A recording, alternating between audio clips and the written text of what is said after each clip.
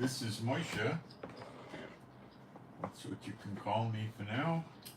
On the 14th of August, it's Wednesday, 8:45 in the morning. Rest assured, it'll be hot. It'll be hot. What we're going to cover today is probably foreign to most of you, and it's not been in the media because the people doing most of the social media and the media are not. Yeah, that's fine. You cannot? Oh, okay. Well, you could go to the little guy if you need something. Yeah, I need meat. Ah, okay. My wife was telling me she was trying to go to the supermarket today, but the roads are blocked, courtesy of Iran's threats. So they don't want you running around, because when you're running around, you're not near a bomb shelter. But if you go to work, the workplace usually has a bomb shelter. But anyway, yeah, the stress in Israel is rather high. Look, before I forget, again this morning, this must be for the 75th time, the Chinese surrounded Taiwan with several warships and flew planes into their airspace. This is psychological warfare, okay, to wear Taiwan down. And it's probably doing a pretty good job, okay? And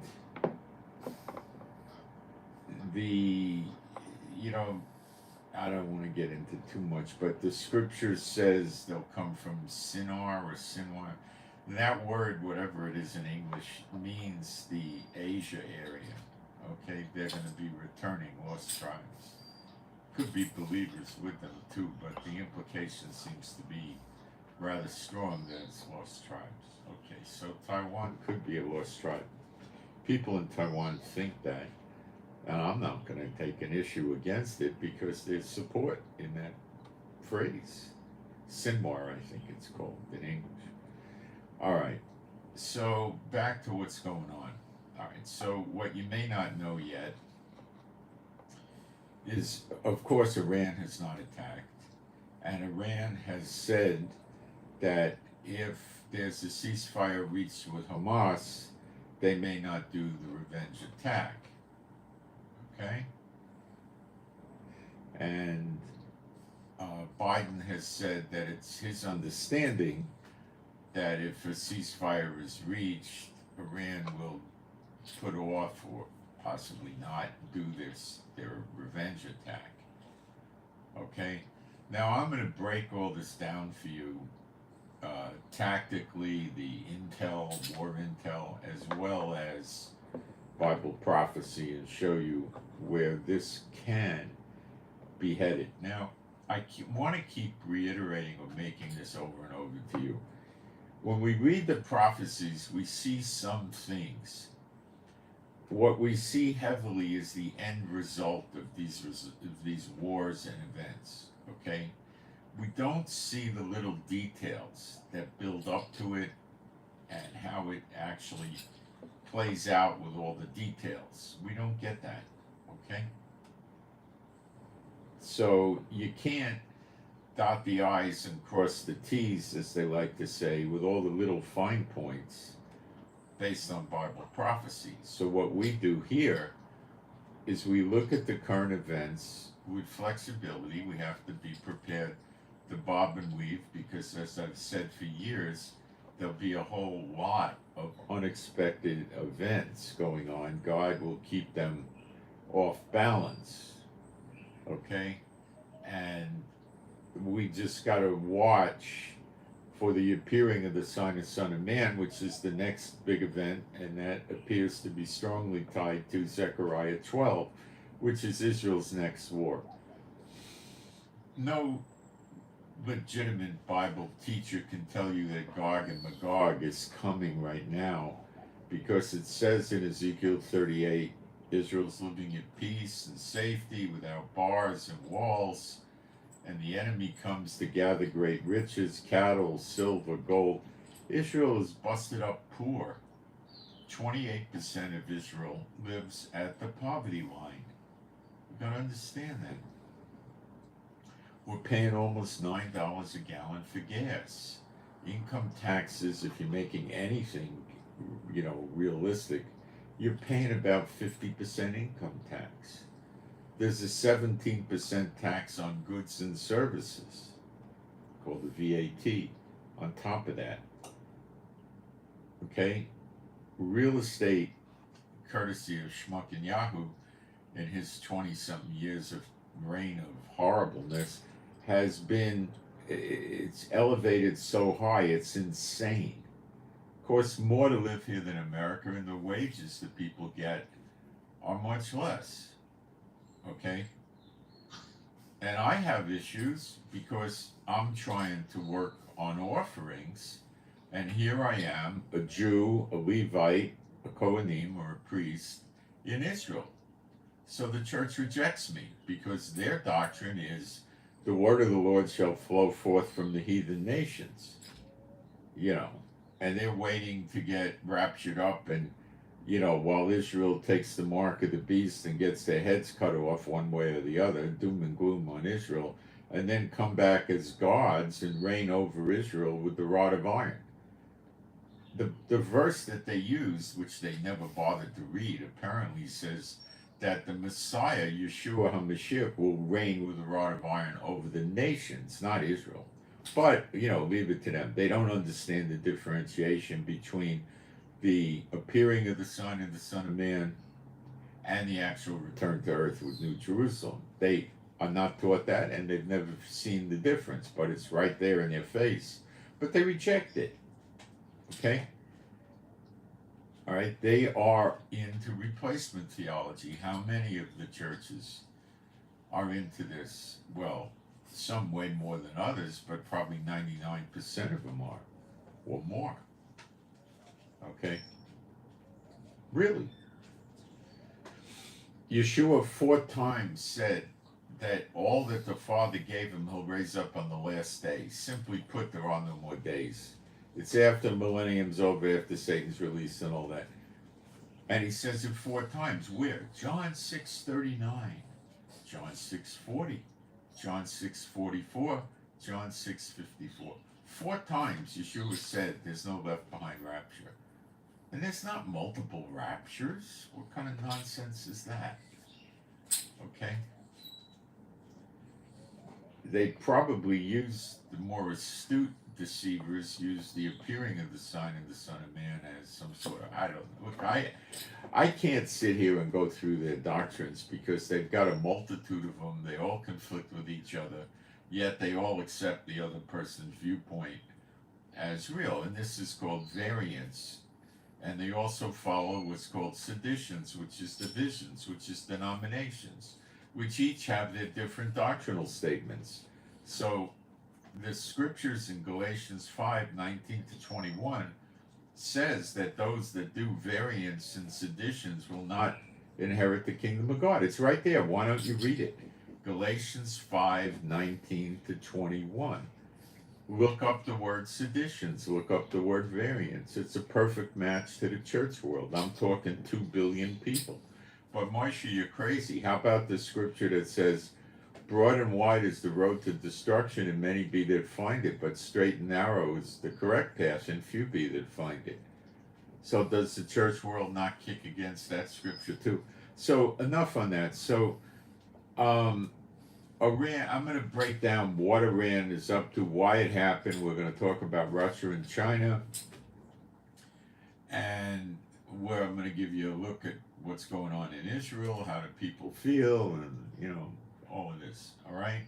So right now, what I'm going to do is go into the chat, the live stream, the chat, whatever we want to call it, and make sure we got sound and picture, which is rather important. And then I'm going to do, okay, we got sound and picture, so sit tight. I'm not going to be a long time. I'm going to be very quick. I'm going to put up a couple of quick posts in the chat, one being my email address, and then we'll get started. If I talk too much, I'll make typos, so I'll be a little silent. It's going to go very fast.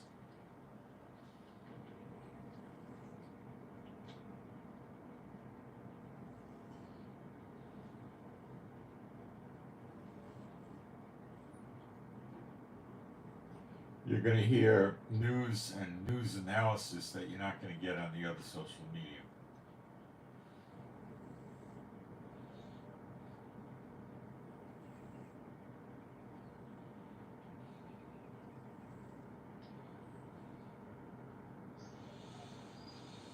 Now I'm just putting my email address up and then we'll get started. And that doesn't take much time at all, believe me. A few more seconds. That gives people a chance to come in as well, which is, fair. I don't like just putting a dark screen up and saying I'll be on in 10 minutes and having people wait there. I don't think the best way to do things. But a lot of these people do that. And if that's what they want to do, that's what they want to do. It's up to them.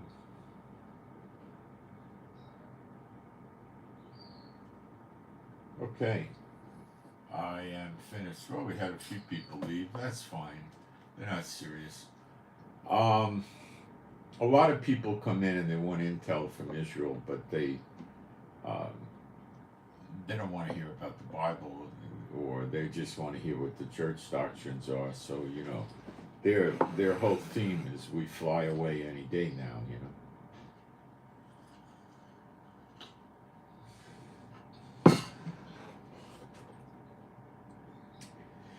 You take that away from them by using correct Bible scriptures, and they cave in. Everything they were taught falls apart. Okay. Being a Bible-believing site, Old and New Testament, I'm going to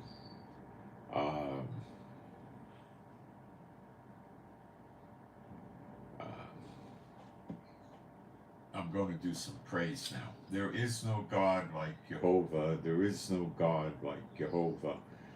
There is no God like Jehovah. There is no God like Jehovah. There is no God like Jehovah.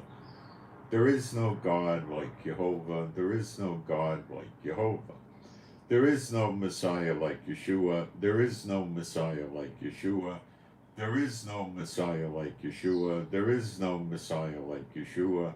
There is no Messiah like Yeshua. There is no Messiah like Yeshua. There is no Messiah like Yeshua. Okay. Let's get started. So Iran came out with an announcement within the last 16, 18 hours, my guess, is that if a ceasefire is reached with Gaza, or Hamas, we could say, then they will postpone or not do their revenge attack on Israel. Now, we need to break this down, and I need to show you what Iran is really facing and why they said this. But first, we'll talk about this ceasefire. The Hamas people said they don't want to go to the ceasefire talks held tomorrow in, I believe it's Qatar. And Qatar told Israel that rest assured they will have somebody at the talks, Hamas will. Blinken postponed his trip to the Middle East, and I don't know if he's going to go to those ceasefire talks tomorrow in Qatar. If Hamas shows up, probably. Why would he have postponed his trip to the Middle East? Well, one reason is Iranian missiles raining down on Israel, or maybe other countries. Another reason is Hezbollah and Hamas and Iran were not going to talk to him. So what was he coming for, to talk to Netanyahu? He could do that on the phone. Now, if there is going to be a ceasefire talk in Qatar, he probably will jump on a jet and come over here, but I don't really care if he comes or he doesn't come, They just agreed to selling Israel $19 billion of weapons, including F-15 jets and what else, I don't know. It'll come out, but, war weapons,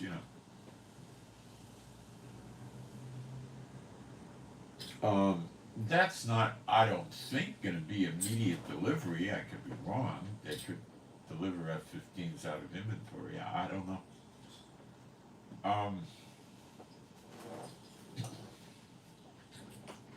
Biden has been taking a lot of heat on not giving the weapons to Israel, so maybe he's changing his mind. There have been weapon shipments coming in from America to Israel. And yesterday we dropped some 2,000-pound bombs on Lebanon, near the border, but in Lebanon. These are bunker buster bombs that were most likely deployed to destroy tunnels coming into Israel. All right. You have to understand that for about 8 weeks now, Israel has been doing preemptive attacks on Hezbollah preceding an invasion. We've been hitting massive amounts of ammo, missile, weapons depot, missile launchers, command posts, watchtowers, leaders of Hezbollah driving around on motorcycles and cars have been destroyed, killed.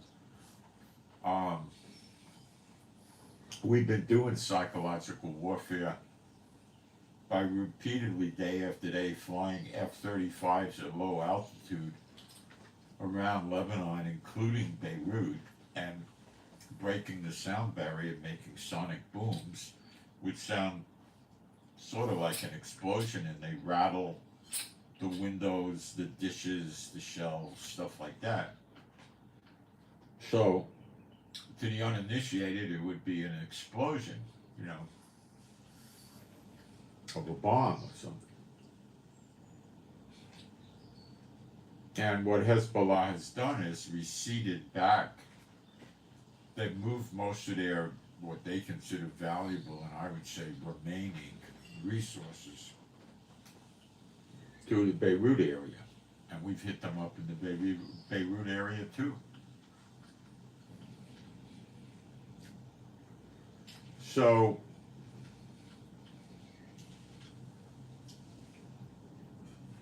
Hezbollah has a big mouth, as does Iran, as does Hamas, as does the Houthis, okay? They say things that aren't real.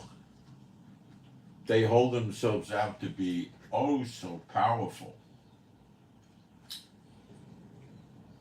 The media for years has been saying that Hezbollah has 150, 250,000 missiles, rockets, whatever you want to use, any number you want. Israel would not be behaving the way it is if Hezbollah had the ability to devastate Israel. Okay? They have many immature missiles and rockets that have a range of maybe 8 to 12 miles. Katyusha family. Mostly not precision or guided, just pot-shot missiles with a small warhead. If they hit a house, they'll usually destroy most of one room of the house. They're dangerous, though.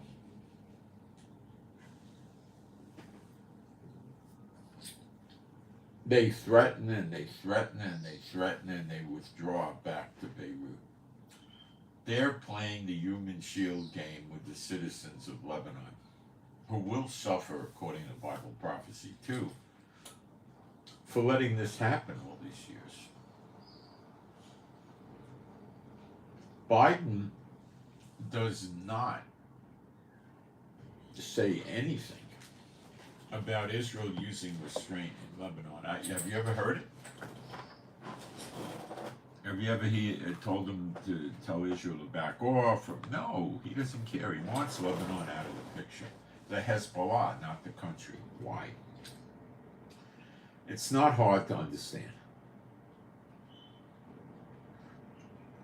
Israel knocked off Hamas in Gaza for all practical purposes. Yesterday, the big flash was they launched 2 missiles to Tel Aviv. One missile wound up in the ocean, and the other one didn't do anything. It never reached Tel Aviv. Nothing happened. But they're touting it. And then we went in and found out where the missile came from, and we just devastated it. Is Netanyahu dragging the war out in Gaza? Absolutely. For his own political agenda, I believe so. There's a dilemma with Gaza because there's still probably 35,000 surviving Hamas, and no country will take them. So what do we do with them? Big problem. Israel is not about to kill them, because by killing 35,000 of them, which you're never going to do, let's say you kill 20,000, you're probably going to kill 150,000 civilians, or 250,000. So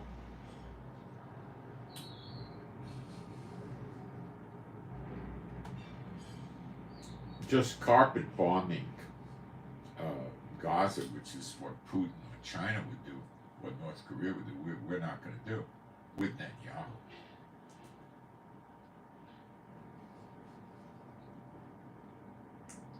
So,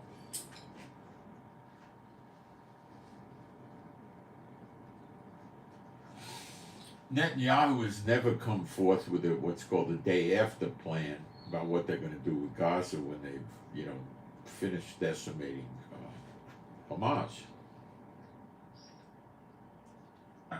I'm sure that they have one, they're just not going to reveal it. What Biden is very much afraid of is that Israel will manage to get rid of Hamas and then start moving what's called settlers into Gaza and inhabiting Gaza again, setting up communities and stuff like that with the military remaining in Gaza.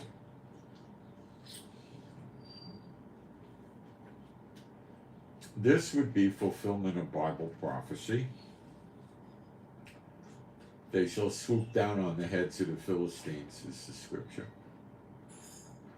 And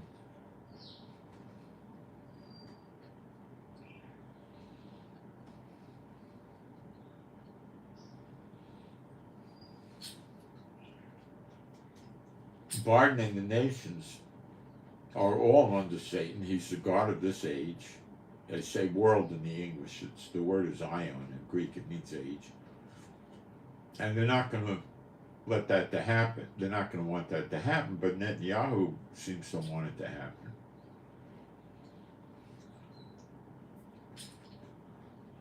Netanyahu has to keep soldiers inside Gaza to stop the development of tunnels, new tunnels, repairing of tunnels. This requires large amounts of concrete, steel girders, other things, heavy equipment, and the soldiers' daily patrolling will pick it up and stop it. The same for tunnels going from Egypt into the Rafah area, which is near Egypt in the south of Gaza.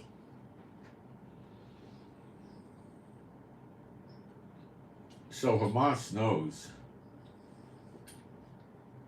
that if there are Israeli troops remaining inside Gaza, they cannot rebuild. If they're ineffective to Iran, they can't conduct attacks against Israel. Iran can't get weapons to them through Egypt or whatever. Why would Iran support them? They wouldn't. It's over. So these people in Hamas in Gaza would be out of a job. Now, if a ceasefire happens, then they're going to have to start rebuilding. Where the money's going to come from, I don't know. Israel ain't going to give them any money. Israel can't afford it. They say it would take 100 dump trucks, 2 years, coming every day, loading up debris, and leaving, and dumping it someplace. Now, I think they could handle more than 100 trucks, so if they use 200 trucks, which is probably about it, because you're really going to be working in the daylight hours mostly, and it's going to take time to load the trucks. Then the truck has to leave and go to the dumping area and dump it, So that reduces the time to, from 2 years to 1 year.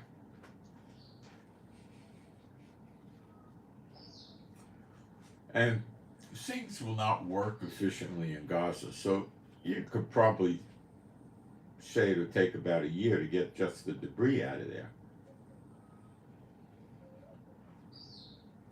The streets are busted up badly, so they need repaving. The water system is kind of working, but it ain't doing good. The electric is not working. Probably at this point in time, 85 to 90% of the houses, apartments and houses in Gaza are damaged or not there anymore. The lowest you could go with that is 80%. Government buildings are gone, schools are gone, universities are gone, hospitals are gone, shopping centers are gone, stores are gone. Okay?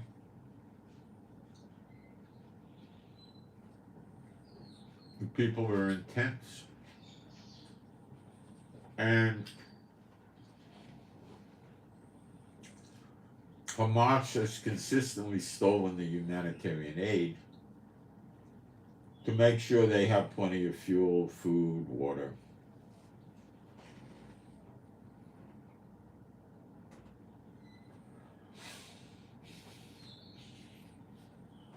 So humanitarian aid would have to keep coming in every day for years. Okay? Then comes construction. They're estimating about 750 billion US dollars over 15 years. This is absurd. Got it? Yet, they all want the Gazans to continue living there with Hamas. So, this is how Biden follows the Henry Kissinger doctrine of not letting Israel win a war anymore, not getting any territory back, and fulfilling Bible prophecy. Although clearly Israel won this war against Hamas, you'd have to be delusional to not see it. Okay. The place is a garbage heap. It's a mess. Let's see what the message is for a second.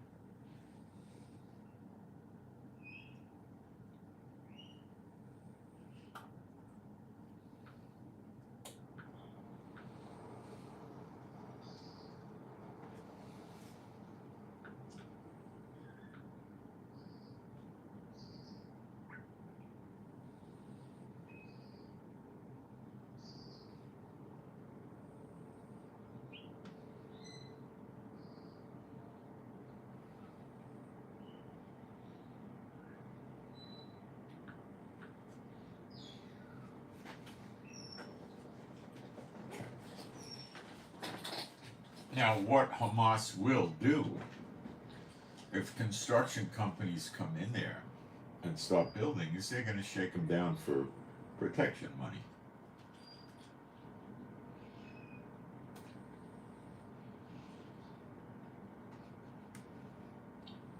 I don't know how much, 10%, 25%. That's how Hamas operates. So somebody needs to put military there to stop that from happening. How would that work? They would kill the workers if protection money wasn't paid. What do you think they would do? There's still lots of weapons in Gaza.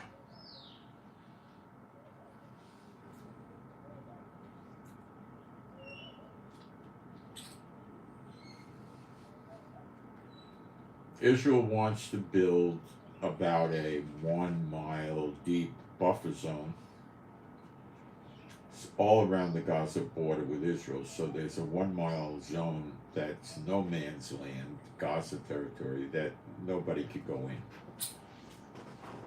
There'd be watchtowers and snipers, maybe landmines, cameras day, night, sensors, and they would be warned that if they didn't retreat, they'd get shot.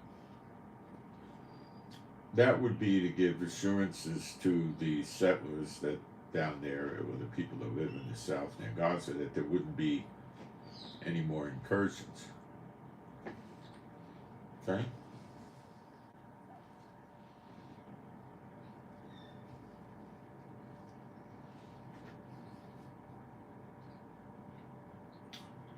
This is unacceptable to Hamas, and Biden doesn't like it either. Biden was trying to raise an international peacekeeping force from Sunni Muslim nations to go in there and maintain the peace. And number one, if it ever came to pass, it wouldn't work. And number two, the nations aren't willing to do it. Saudi doesn't want to do it. UAE, Jordan, nobody wants to do it. I don't believe Egypt wants to do it.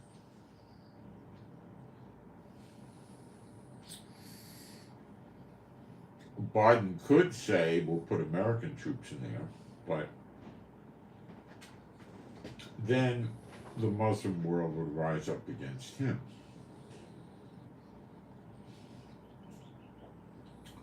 For putting infidels in Gaza. The UN won't do it. It would get vetoed by China and Russia. It wouldn't happen. So there's a dilemma as to what do they do. Biden once told Netanyahu, what are you going to do? You can't go kill 35,000 more Hamas. That sounded like Obama talking.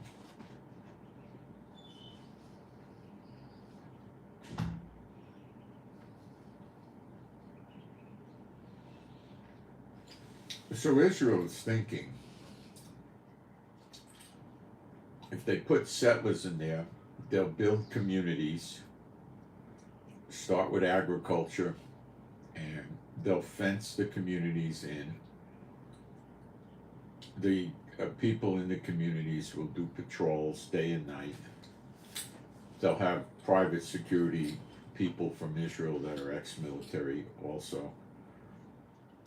They'll receive a supply of weapons from Israel, the government, which will be basically assault weapons. Maybe full auto, maybe not. Some full auto, some semi-auto, some 3-shot burst, a variety. They'll shoot the 223. And there'll also be some pistols, I suppose, probably privately owned. And, tens of thousands of rounds of ammo. They probably will not be given any weapons heavier than that, although they might get some 30 caliber or 50 caliber squad machine guns, a small amount, 2 or 3 or something like that. And the houses will have secure bomb shelters and community bomb shelters, and they'll have sensors around the fences, so they'll be rather well protected against intrusions, except a kamikaze attack where they expect to die might have limited success. But there'll be soldiers all around Gaza, so help will be quick. Maybe 10 minutes or less.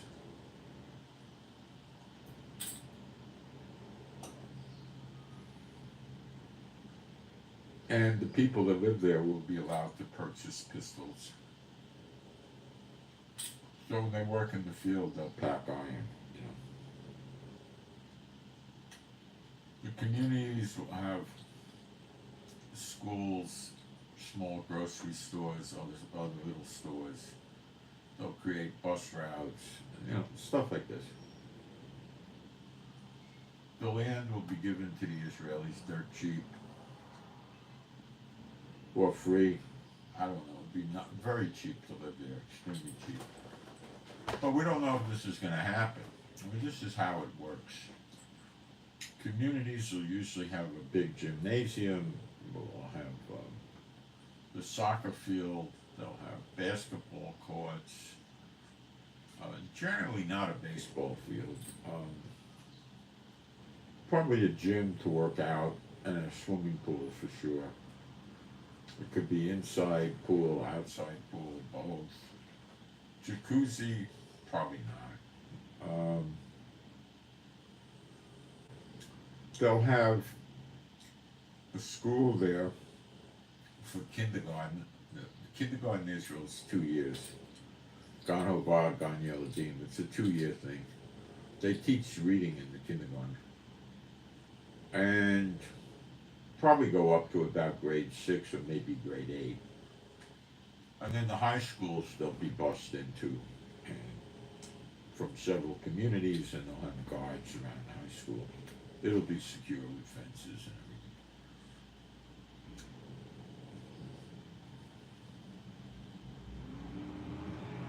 everything. That would be the general way it would work, but I don't think it's going to come to pass. Prophetically, I'm not seeing it. But you'd probably be able to get yourself a small house. By that I mean 12 to 1,400 square feet, 2 to 3 bedrooms, probably 1 bathroom, 1 full bath, patio, little front garden. You probably have a patch of land, maybe a half an acre, maybe a fourth of an acre or less, but you'd have a patch of land. And there'd be a concrete patio in the rear so you could barbecue out there. And a carport, not a garage.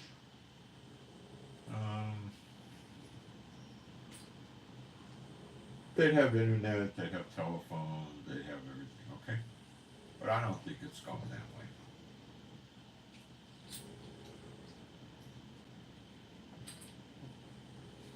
When they want to go into Israel proper, they would probably wait at the gate of the community for 3 or 4 cars, each car packing a firearm, pistol or rifle, and they would go in a caravan together until they hit Israel proper.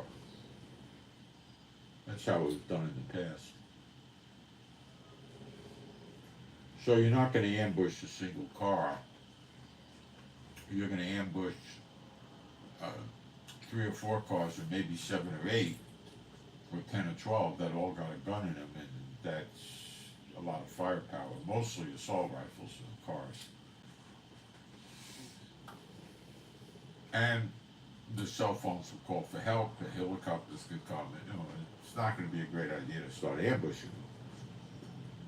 They could put IEDs around, but the military will be patrolling and looking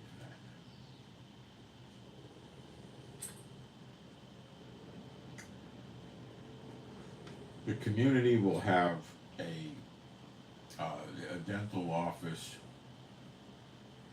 a medical office, and the Kupat Holim, the healthcare system, will send a doctor out there with a nurse probably every other day. And when somebody's seriously ill, they get transferred to a hospital, and if they need sophisticated tests or treatments, they'll have to go into Israel proper, and they'll be able to draw blood and urine and have that tested, x-rays, and they would also have specialists come maybe once a week. So you'd have a general family practice guy coming probably every other day. And once a week you'd probably have a dermatologist, maybe an obstetrician,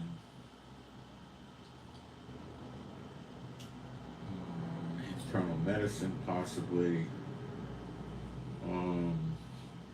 maybe ophthalmology every month or every 2 weeks or something. You know, it would be like that. This is how it was done in the past, you know. And the dentist would probably come 1 or 2 days a week. And he'd have full equipment that the community would pay for. So the dentist would come with his hygienist or her hygienist and dental assistant. And would have x-rays and be able to do, you know, root canals and crowns and cavities and, you know, stuff like that, right?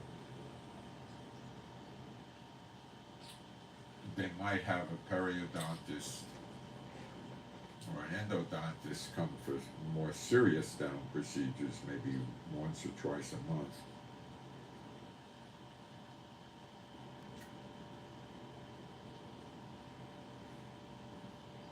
So the people would be basically living in the community. There wouldn't be Burger King or Pizza Hut, you know, or very much. Somebody might open up a food shop on the community and sell pizza, falafel, shawarma, you know, simple things, maybe hamburgers.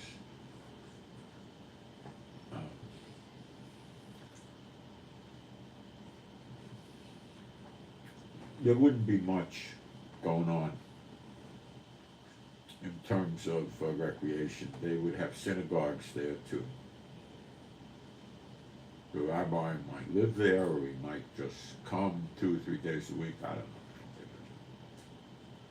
Some of these communities might have 600 people. Others might have 200. Others might have 1,500, something like that.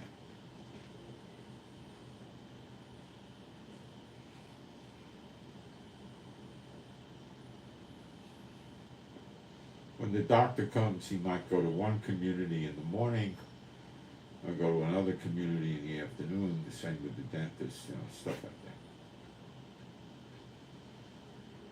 that. If somebody needs serious treatment, like they had an accident, you know, they would have to be transported to a serious medical facility. They would probably be able to get a helicopter evacuation going on serious situations. Not so serious would be an ambulance or something, you know, or just get in the car. So it would be a rather rustic lifestyle for some years. And then, now the other way they could go is they could build apartment houses and try to bring 100,000 people in, or 200,000, and build communities of 15,000 where there is shopping and, you know, movie theaters. I don't know. I don't think it's ever going to happen that way. All right. So Hamas peace deal. Hamas said, we did a July 2nd ceasefire. Have Israel agree to that, and we'll agree to it. First problem with that is somebody, I think, from Egypt doctored it and added something in that Biden never put in, Biden was behind writing this, or his administration, and the Egyptian mediator added something in that Biden never put in. So the whole thing is up in the air. But the basis of this runs like this: Israel shall immediately pull every soldier out of Gaza. Hamas will be in charge. They will run the government, have their military, have the police, run the courts, run the schools, run the hospitals, blah, blah, blah, blah, blah. Everything goes back to normal. There's nobody there making sure there's no tunnels being dug. There's nobody there making sure weapons aren't coming in from Egypt or tunnel supplies. As time would roll on, they would also want an open port. I think they even put that in there. If they have an open port, it's suicide for Israel, because then Turkey, Iran, and who knows who else will come over there and just deliver weapons every day.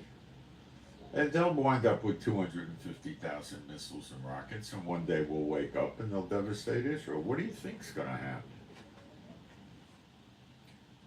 No, Biden doesn't care about that. Biden's got an election year. He wants Kamala in office, not Trump. He doesn't want Trump witch hunting him when he becomes president.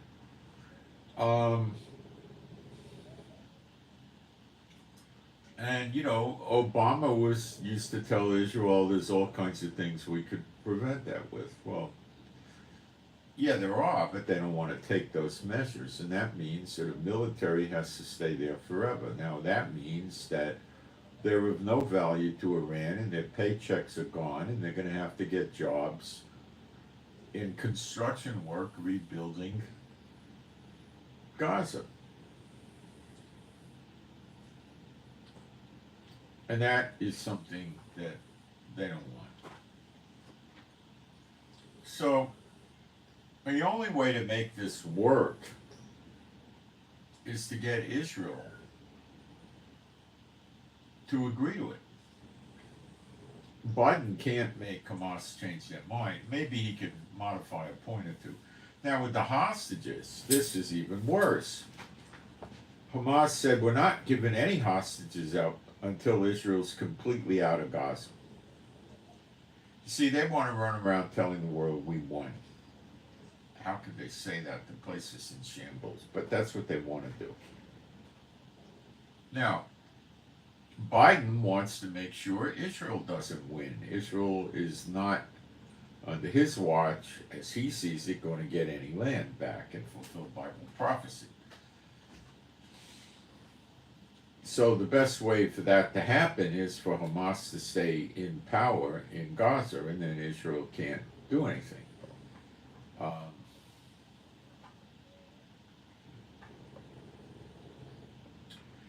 Then Hamas is going to do the hostages. Now, we don't know if there's, 35 hostages or 2 or none.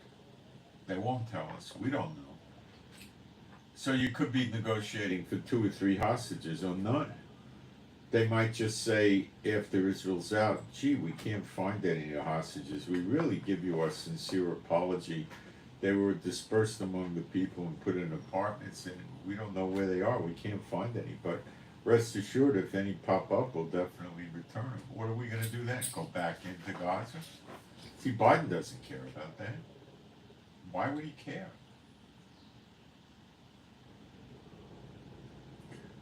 So that's another problem, and they don't want to just give hostages back. They want an exchange. So basically the idea is to get Israel to release 5,000 terrorist prisoners that Israel was holding in their jails. These are people that either killed Israelis or attempted to do so. They want them released, in which case they'll go to Gaza and replenish the ranks of Hamas by 5,000. And these people are mad. They've been in jail for some of them many years. They want to get even with Israel. They're saying, what was I put in jail for? Because I tried to kill a Jew? That's not a crime. They're mad.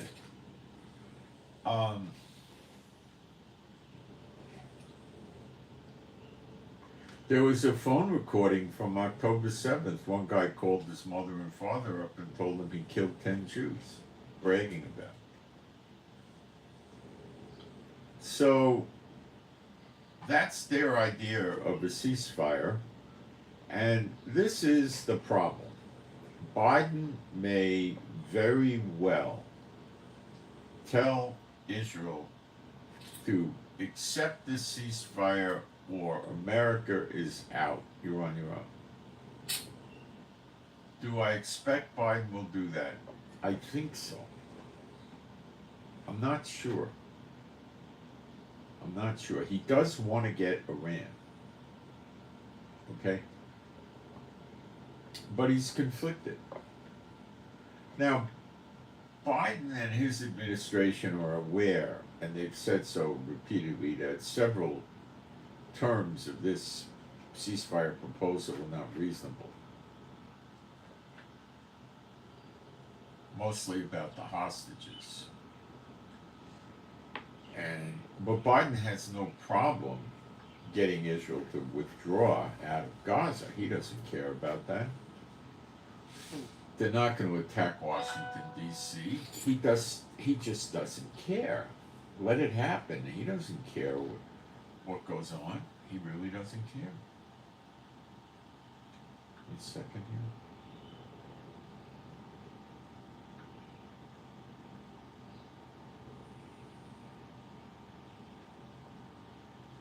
Somebody's delivering something. I don't even know what it is.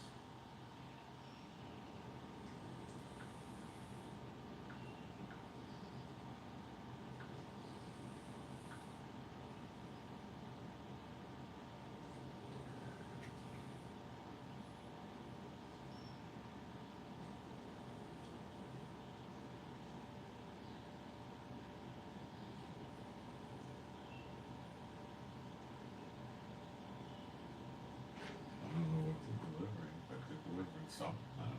Maybe I had something I ordered a long time ago that was out of stock or something. I don't know what it is. Okay, so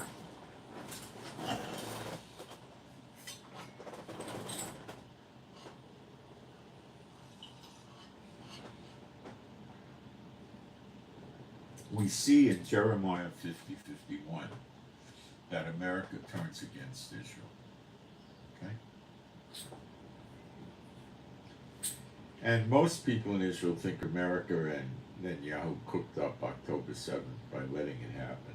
It would be a pretense to get a war going, rile Israel up, and get Iran in, and then they'd have a good excuse for getting rid of Iran.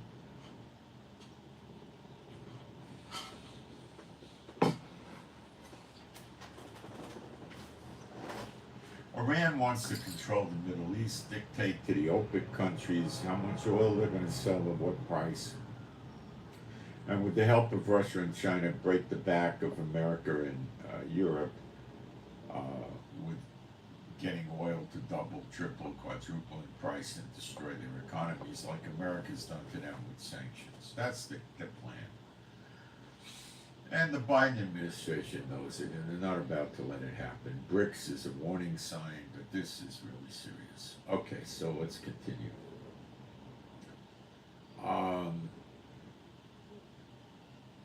Netanyahu is going to resist this because he knows it's going to cause a vote of no confidence, and he'll be thrown out of office inside of a week. And then he has to face his criminal trials, not as a prime minister, and he's facing 16 years in jail. Netanyahu will probably not care if 3 or 4 million Israelis get killed as long as he stays out of jail. That's how the narcissists like that work. He doesn't care. He's not completely controlled by Biden, but Biden has a lot of pressure on him. Now, why is Iran behaving the way it did? Well, you got to understand that Iran is scared.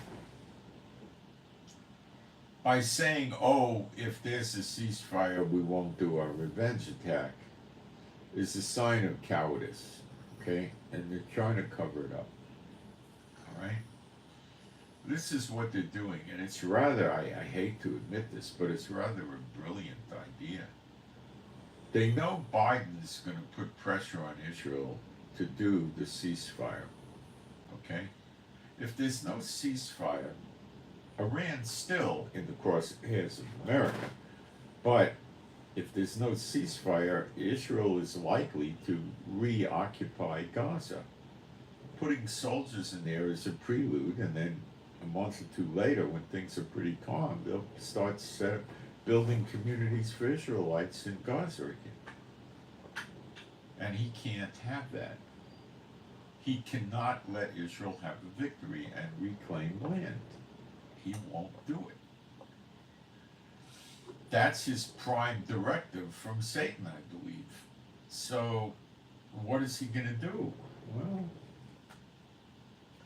he's going to put pressure on Israel, and Iran knows that. So now Iran is saying, well, if you do the ceasefire in Gaza, we won't attack you. So if Israel submits to Biden's pushing and signs the ceasefire, Iran then jumps out and says, you see, Israel is a bunch of cowards, and they know not to mess with big bad Iran. So we scared them into doing a ceasefire. You got it? That's the game Iran is playing. Does Biden like that? No. Biden doesn't like that. Because it makes him look weak.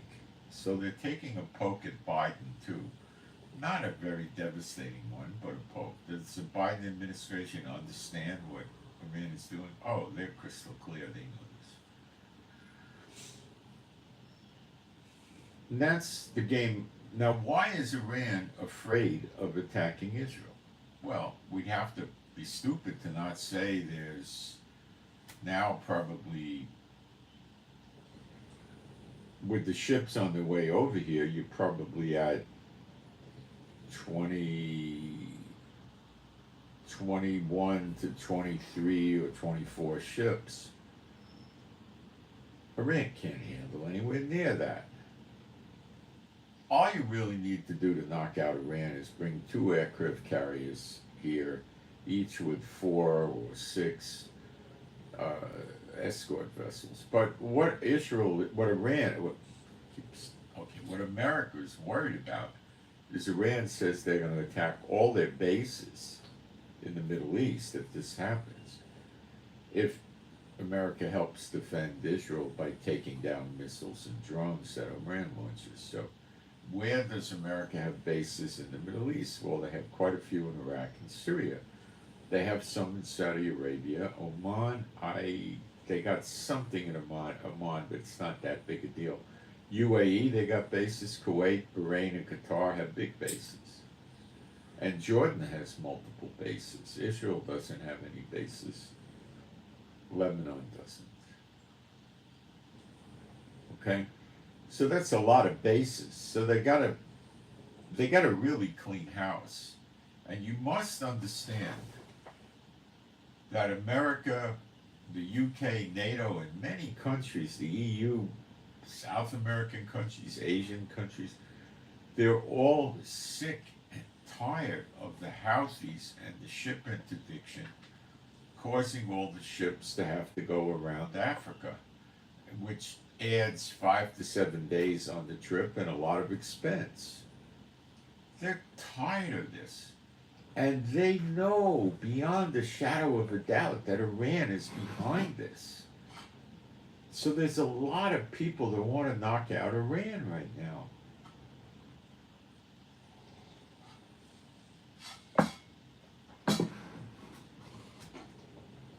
Iran can't be spoken to, and Iran can't be controlled. They know it's got to go. And that's Jeremiah 49. And it talks about the destruction of Elam, E-L-A-M, which is composed of Iraq, Syria, and Iran. Does that ring any bells? It will be busted up so bad, all the people leave these countries and scatter around the world. Have you not read Damascus shall be a ruinous heap? Well, maybe Israel does it, maybe America and her allies do it. It doesn't exactly tell us who does it, but Do we care who does it? You see, the prophecies show you the end result, and they give you a very broad, general overview of what happens. The little details are not there. Now, what I'm doing here for years and years is interpreting Bible prophecy and combining it with current events. If I was prophesying, it would look like this. Remember in the prophets, you must have read, the word of the Lord came to Isaiah or Jeremiah on this year of the king, and that. So it looked like, the word of the Lord came to me in the 23rd year of Netanyahu in the 2nd month on the 4th day, and then I would give the word of the Lord out. The prophets were not trying to combine current events with the prophecies. They weren't trying to interpret the prophecies of other prophets and combine them with current events like I do. My job is quite hard. I'm not downplaying the prophets. They had a different job than what I have. This is my job, and it's very, very difficult. Okay? So I'm trying to show you what's going on in the news and line it up with Jeremiah 49. Okay? Now, do I think the ceasefire is going to occur? I don't see it unless Hamas gives in quite a bit. And then it's just going to be a temporary ceasefire. And troops are going to still be, Israeli troops will still be in Gaza during the temporary ceasefire to enforce it. Now, what you also need to understand is this. At least 80,000 residents of the north of Israel by the Lebanon border have been evacuated from their homes for 8 or 9 months. The government put them up in hotels. The government pays the hotel bill. I guess a lot of them are in Airbnbs and they're cooking in there, and I don't know what the government does in terms of giving them money. If they can't work because there's no place for them to work down there, a lot of them are in a lot, which is keeping the community of a lot going, because it's a tourist area and this tourism is, my wife and I talk and say, well, how bad is tourism? We think it's worse than down 90%. We think it's probably down 95, 98%. We think it's way down. Way down. You don't see the tourist buses. We do get occasionally people come here and they query us about the guest house or something like that from old listings, things like that. And we don't take any guests right now. So, you gotta be careful who you take in as guests. Most of these are church people from other countries that come here in the middle of the war.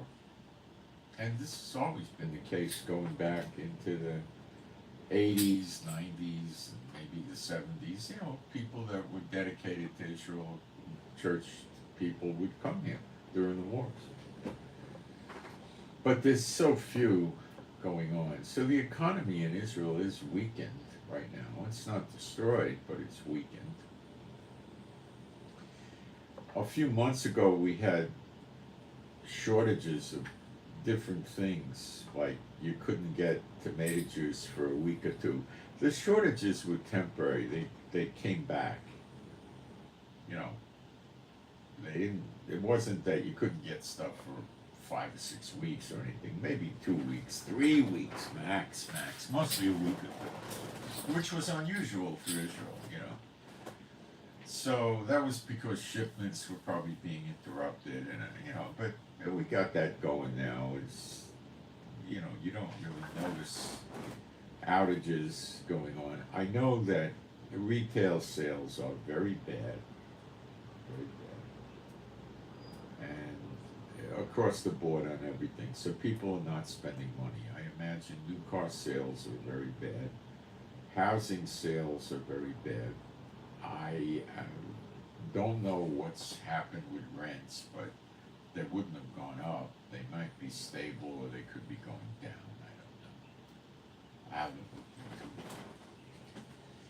But there's not a real demand for housing right now. People are just nervous and they're not spending money. They're not spending. Okay?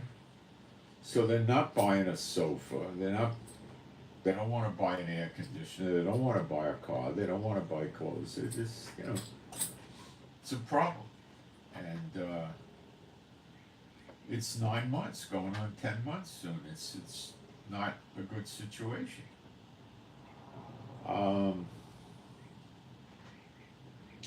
Netanyahu and his administration really doesn't talk about this,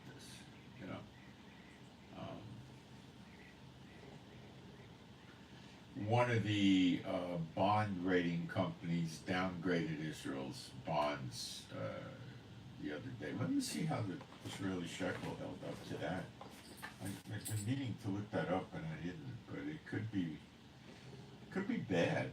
Let me look. It'll take a few seconds. And as far as I know, gold and silver has not done any surging yet, but it will.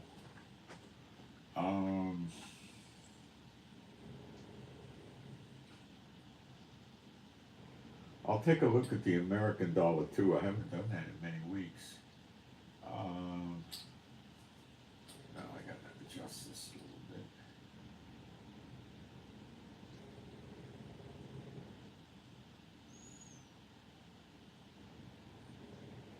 No. The Israeli shekel is against the US dollar anyway. It's holding up just about, I would just say, just fine. I mean, it's not weak. Let's take a look at the dollar up against the euro, the British pound, and the Swiss franc. It doesn't take much time. Against the euro,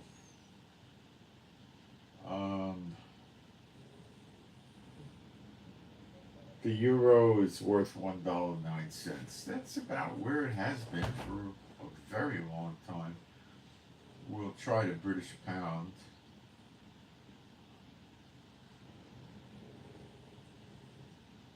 Pretty much the same. The pound's worth $1.28. That's been like that, give or take a few pennies for a long time. So I'm not seeing the dollar tanking at all. I'll try the Swiss franc, although that's not all that highly relevant. We'll try the Canadian, just for the, 72 cents. The Canadian's a little on the high side.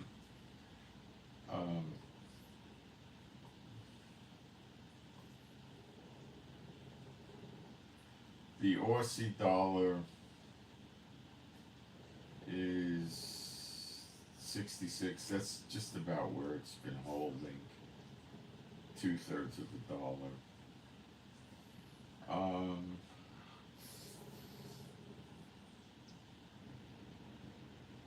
Swiss franc.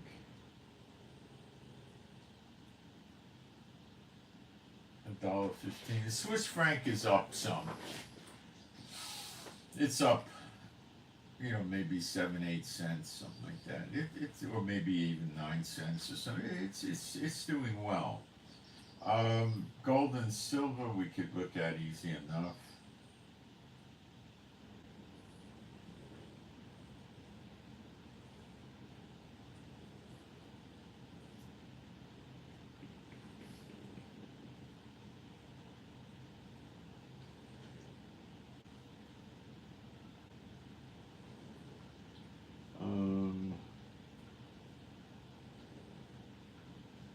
Gold's up some. It's not, it's doing nicely. It's 24.65 an ounce. So you got to remember 2,500 is the big breaking point, the pivot point. So people put a lot of buy orders in at 2,500, maybe 2,503 or something. So when they see gold break 2,500, they buy because they feel it's on a surge. So they might buy it at 2,500 and put in a sell order at 2,570 or something like that, right? Now remember, they're probably going to buy options or something like that so they could control a few hundred ounces of gold, the wealthier people. Palladium and silver and platinum, I don't bother with that. Where'd silver go? Silver's 27.83. It's not doing anything spectacular at all. Gold usually goes before silver. But so we're not seeing any amazing silver climbs, but it's an interesting climb. One current event that scares the world, and gold will break 2,500, and then you may see it go into 27, 2,800 and remain. And it may, if more events happen, it may break 3,000. If gold breaks 3,000, it's on its way. See, I think gold should be selling for someplace around 5,000 to 10,000 an ounce if it wasn't suppressed by the countries. But it's going up. I mean, it can break 2,500 with just one event. So, Iran is afraid to attack. Russia cannot help Iran. Russia came with convoys of aircraft and sent Shoigu, their Defense Department mucky muck, over to Iran before the Ukrainians conquered a piece of Iran, which is, I think it's up to 1,000 square kilometers or something like that. It's huge. And they've got several battalions of troops in there, and Putin has not taken it back. So the Shogun was pulled out of Iran right after the convoy. And then the next thing we heard is Russia asked Iran to send them short-range ballistic missiles. I'm sure they did, and Biden told Iran they better not do it. So Biden has an other axe to grind with Iran, as does NATO and the European Union. And that is them giving drones, missiles, other weapons to Russia, enabling Russia to persecute the war against Ukraine harder and stay in the fight. Okay? This is a big axe that Biden has to grind with Iran and NATO and the European Union, and combine that with what they're doing with the Houthis in Yemen, with the stopping of the shipping in the Red Sea. And you could see plain as day that Biden has had it with Iran. Add to that attacking the American bases in Iraq and Syria, and they hit another base yesterday. The story is they didn't hurt anybody, but they hit it. Add to that, Bashar Assad of Syria has his army taking the oil land, refineries, wells, etc. in northeast Syria back away from the Americans who are occupying it with their limited military there. Now, does America go to war for oil? So Biden is furious at Iran. You have to understand this. These are major, major problems. Ukraine is very important to NATO and, of course, Biden. Very important.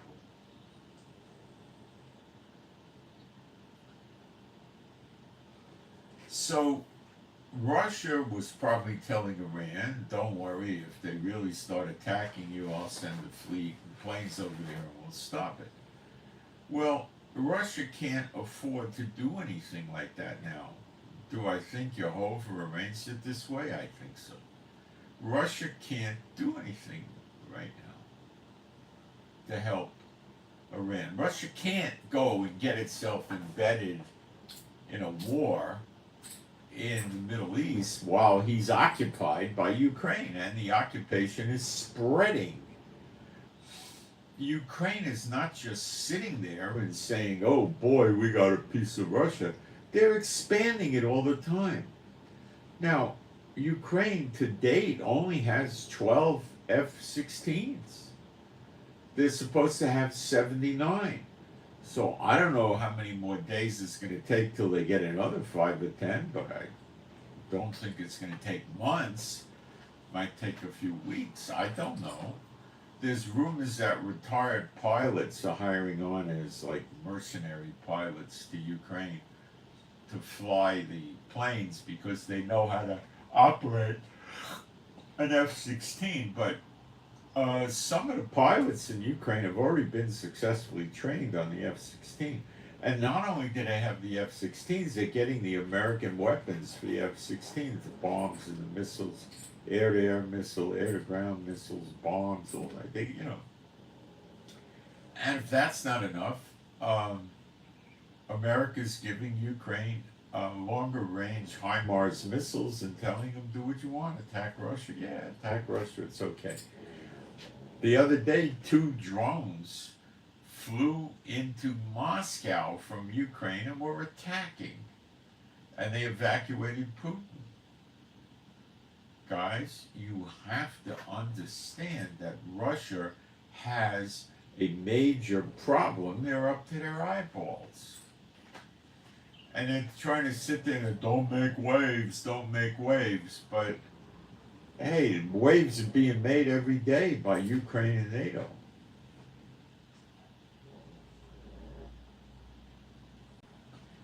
So it's a really safe assumption to say, from looking at the tactical aspects of this, that Russia's in no position to help anybody. And that means China, and that means Iran, and that means North Korea, and Venezuela, and Cuba. Now, what's going on in China? Well, the leader of China, the president, I think they call him Xi Jinping, or whatever that goof's name is, suffered a stroke a few weeks ago, and he's not appearing publicly. It was a pretty serious stroke or heart attack, and he had to get evacuated for medical treatment on an emergency basis. So he's, you know, I don't know. I mean, is he dead?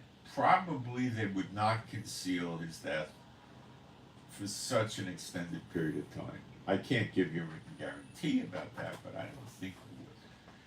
So he's probably recovering, and maybe they're seeing if he'll ever recover, or they'll have to replace him. I mean, we don't know what it is. He might not be walking and talking. He might be slurring his words, or he might be walking and talking and eating and just very tired all the time. I have no idea.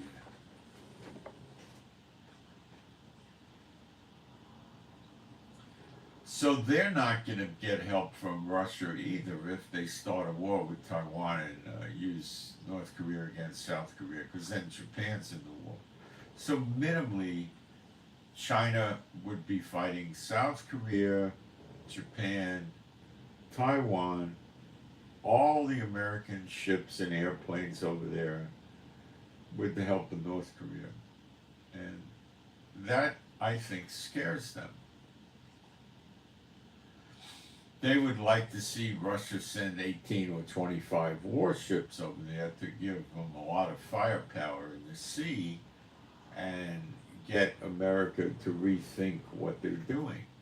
But I do not think with this thing going on in Ukraine that Russia's positioned to send a fleet to China. America's got a lot of Navy vessels there. There's usually at least one major aircraft carrier, the big ones, and 1 or 2 of the smaller aircraft carriers that can launch vertical takeoff planes and helicopters, plus destroyers, submarines, missile cruisers, all kinds of stuff, loads of aircraft.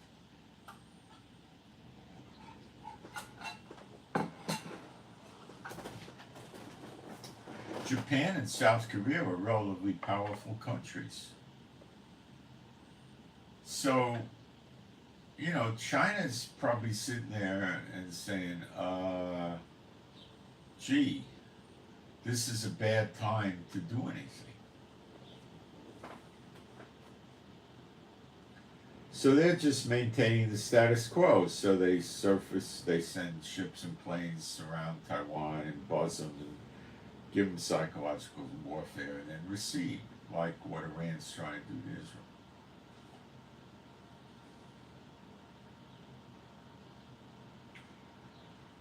So I think everything's going to depend right now on what happens on Thursday the 15th.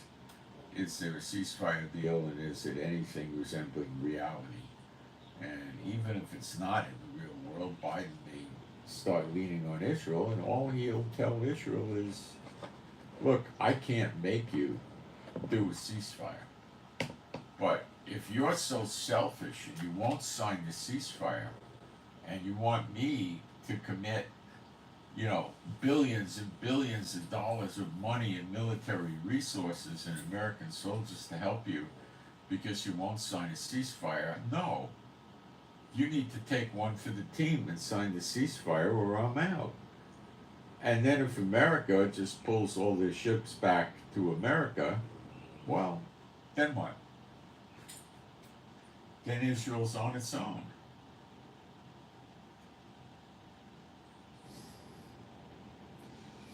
What if Biden just says, if you're not doing the ceasefire, I'm going to do the ceasefire. I'm going to put American troops in there and you're going to pull your troops out. I mean, I don't think Biden will go that far, but you never know. I don't know what he's going to do.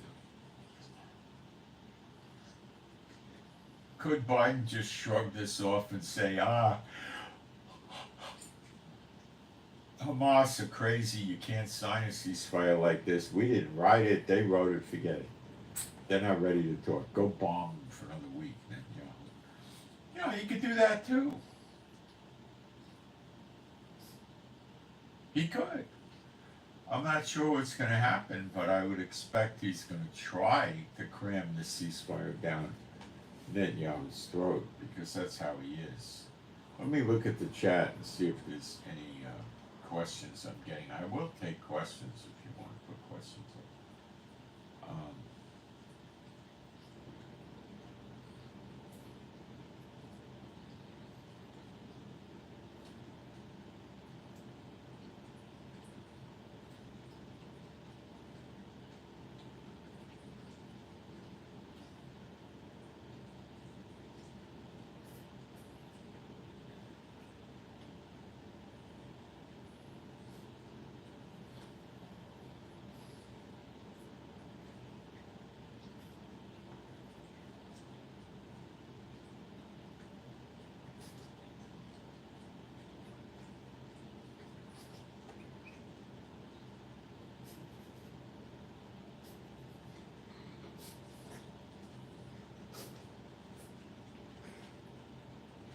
Bring out the oil. Okay. Not sure I understand what you're saying.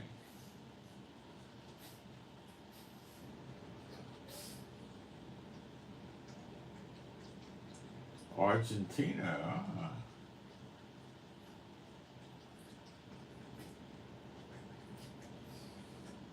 Argentina. Can I fish? I have fished as a child. I don't normally go fishing. Occasionally, my wife would fish in the Sea of Galilee, but she hasn't done that in a few years. People do fish there, and they do catch fish. If you're interested in getting updates as to things developing in the Middle East, I suggest you subscribe, hit the notification bell, and then when things happen, I come on at various hours of the day and night with emergency red alerts and live stream form. So you'll get notified and you'll hear of things probably a lot sooner than the media, and you'll get things with more clarity than what the media gives you. And I'd appreciate it if you hit the like button, which helps me. It takes you 2 seconds. I put offering information up at the top of the chat. I pinned it up and it's in the description box. If you want to learn more about me, read the description box, which is under the video. My email address is there. If you want to send in a prayer request, you can email it to me. You could also put it up in the chat. Email might be more private for you. You might want to use the 2 initials of the person or persons that you want the prayer for more privacy for them. And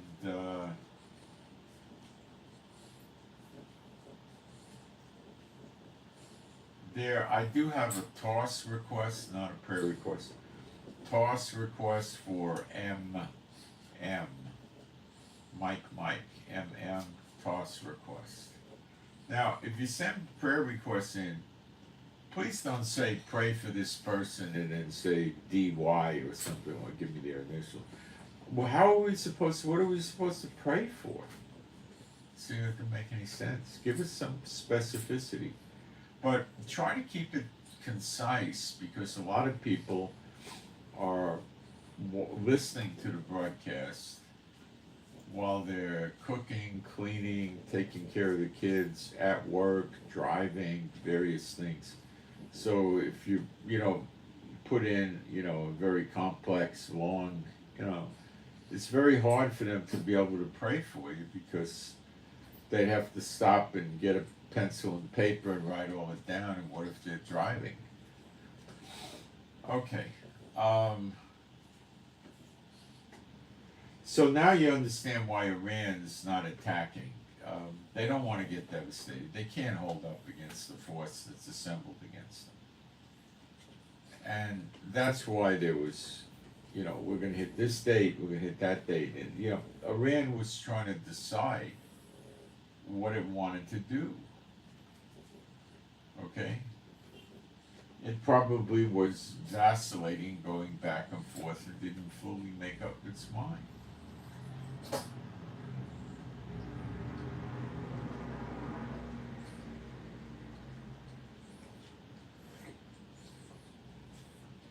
So Israel not only knocked out some tunnels with bunker buster bombs yesterday, they also put concrete anti-tank, anti-vehicle barriers up near Lebanon. So the Israelis may be readying for Hezbollah to try a ground invasion, which would be suicide.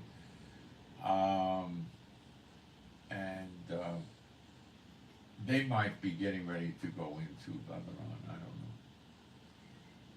But they are doing preemptive attacks every day, knocking the power of Hezbollah down lower and lower and lower.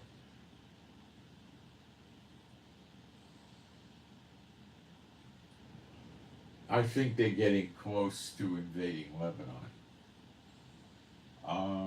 If there's going to be an attack on Iran,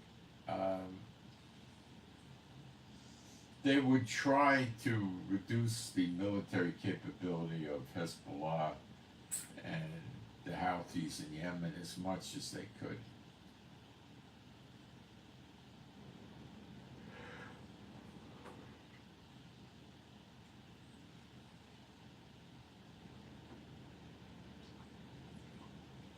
So when Iran was bold and cocky, Iran was probably expecting Russia to bail it out.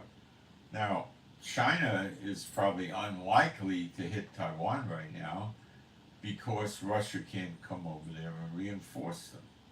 See how it works?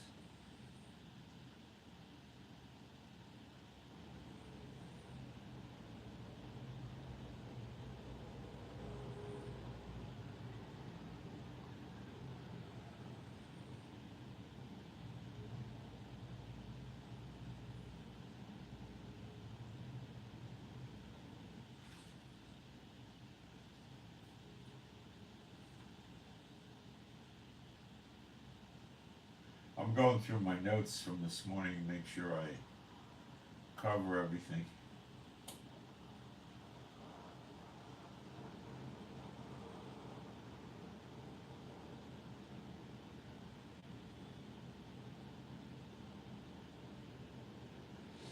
Now, Iran is now isolated on its own. China's not about to come over here and do much of anything, neither is Russia.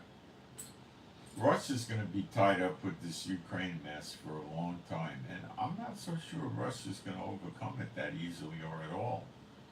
We'll have to watch that one. Okay?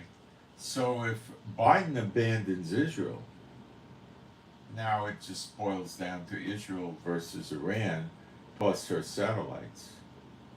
Israel will probably win.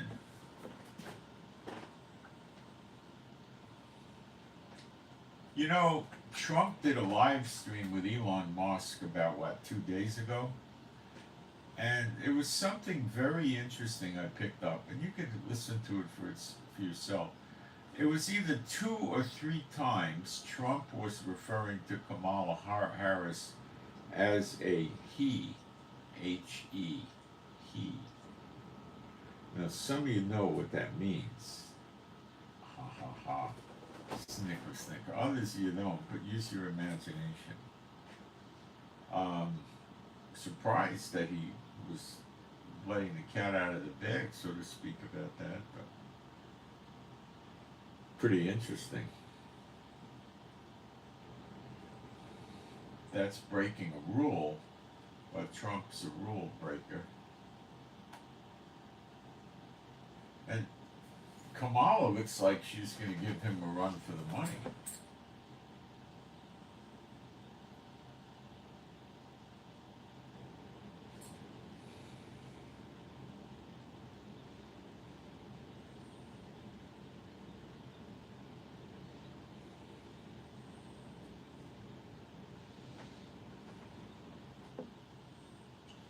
All right, that's what I covered. Now, I got onto something today in the Bible, and I would say the Lord probably put me on it, that I'm going to reveal to you, and I want to tell you I don't understand it right now.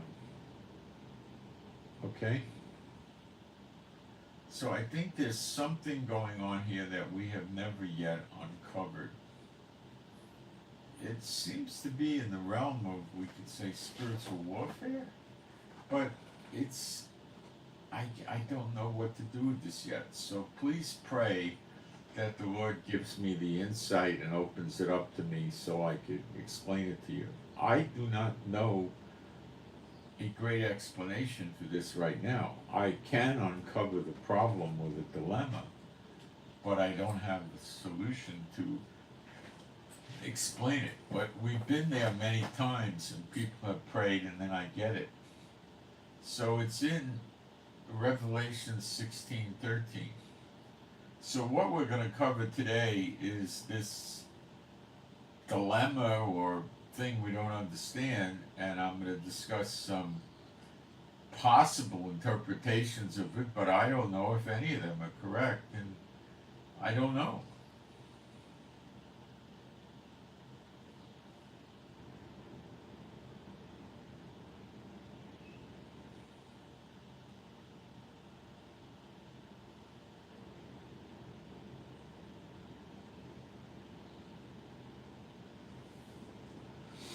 It's, well, we'll go through Revelation 16 and we'll get to it in verse 13. And I heard a great voice out of the temple saying to the 7 angels, get your ways and pour out the vials of the wrath of God upon the earth. Okay.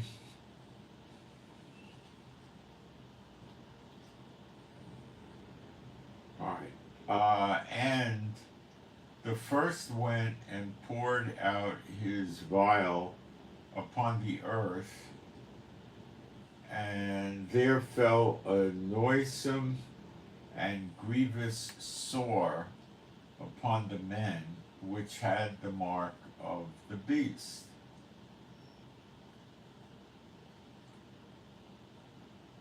and upon them which worshipped his image.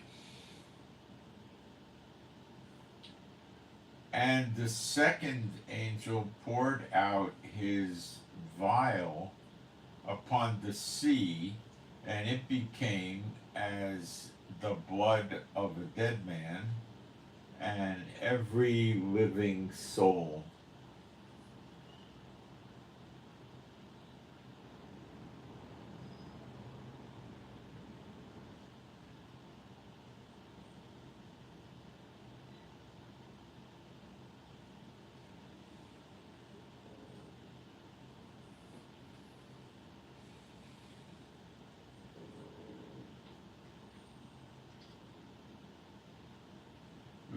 died in the sea. And the third angel poured out his vial upon the rivers and fountains of waters, and they became blood.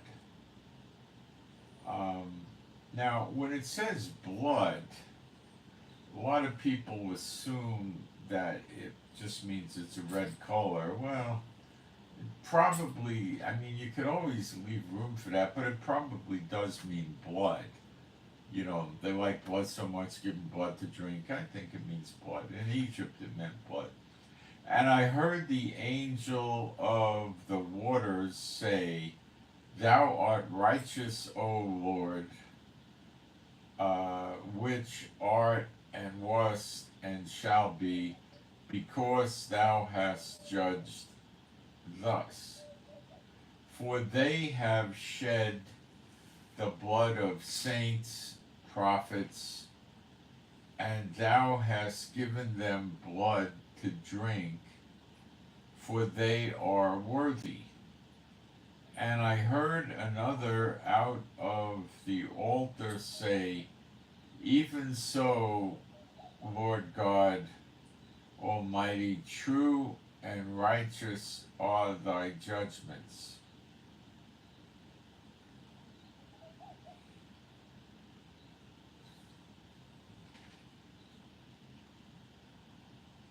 And the fourth angel poured out his vial upon the sun, and power was given unto him to scorch men with fire.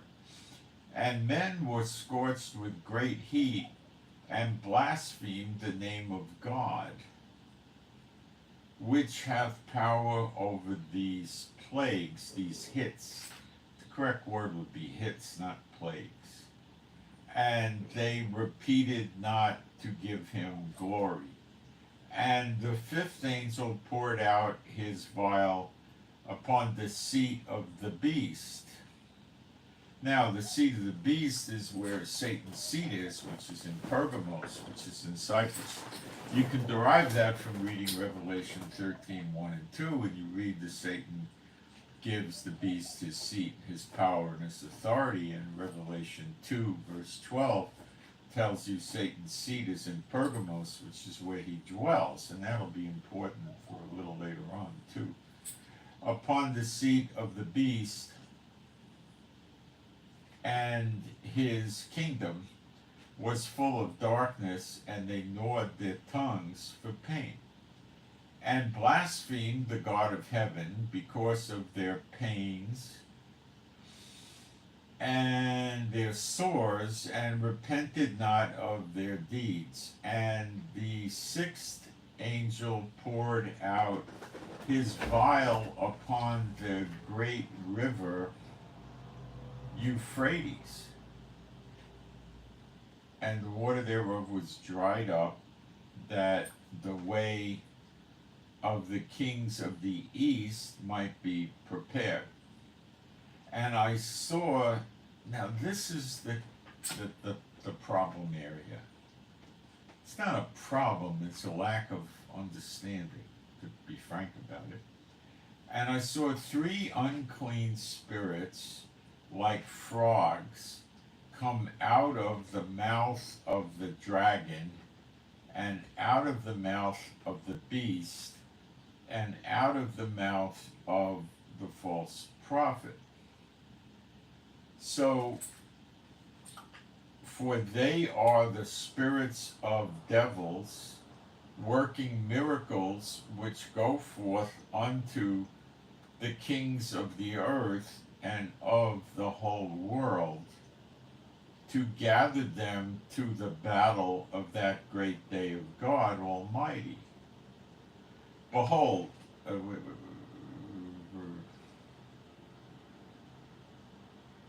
lost my, this thing jumped to chapter 18. I don't know how the heck it got there. Let me get back where I was.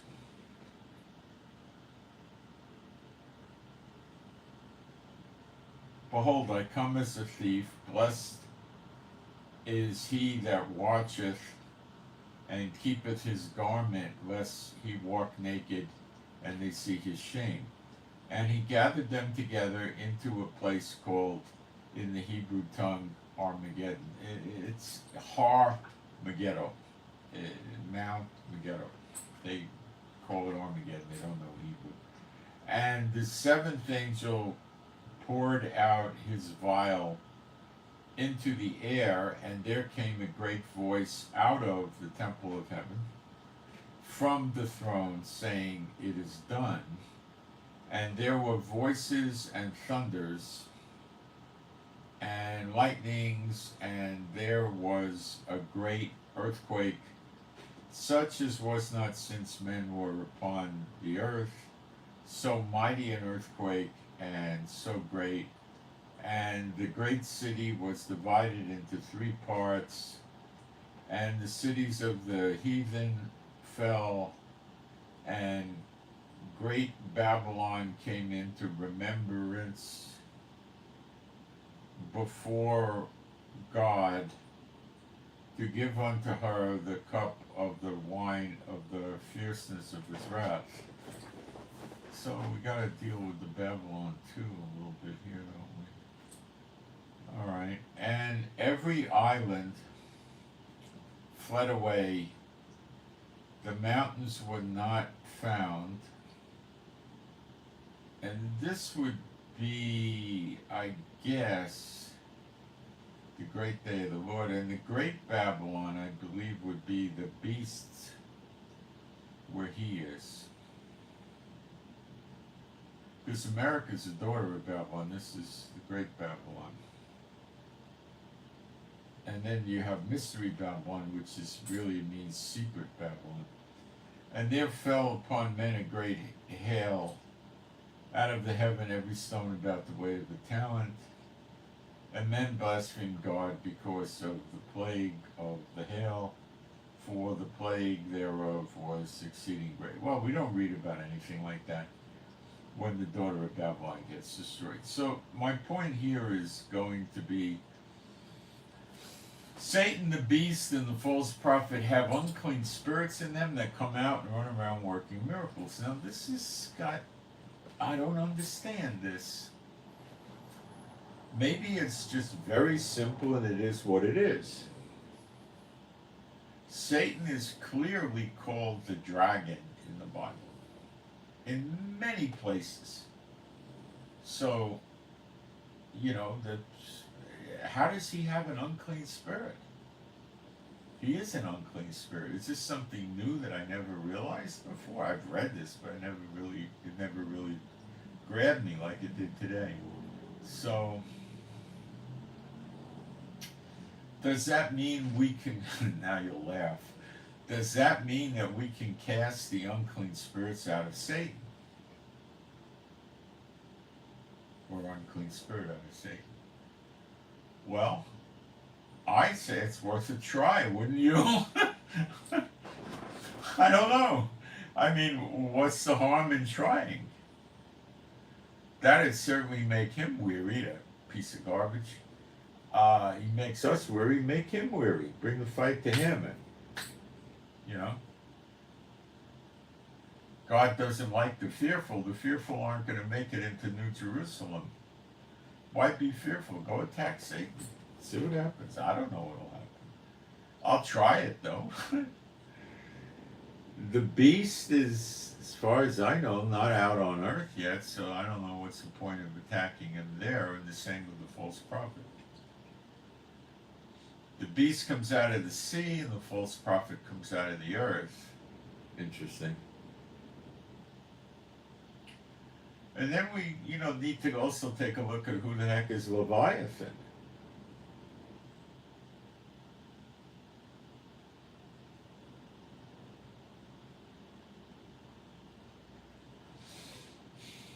Satan's the dragon.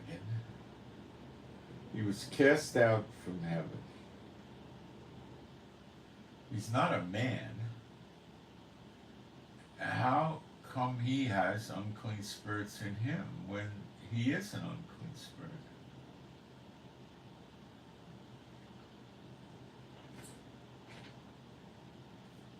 You see why it's sort of unusual? I never heard anybody talk like this.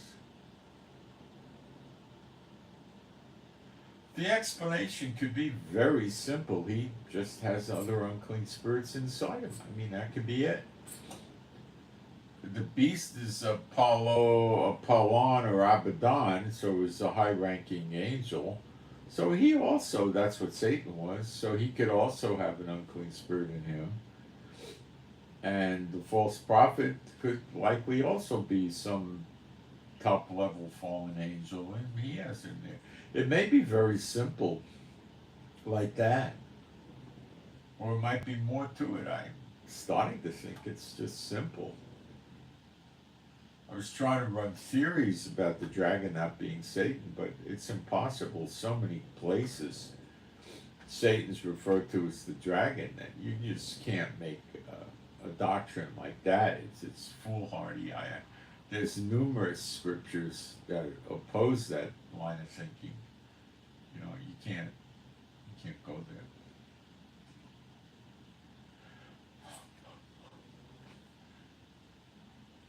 It is interesting.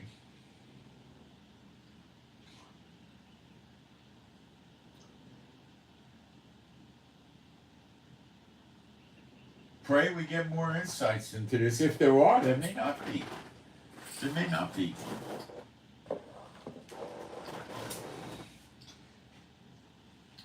Can we not toss them out of Satan because it's not an unclean spirit in a person? I don't know, but it's worth trying. You have not because you ask not. Give it a shot. See what happens. I don't know what will happen.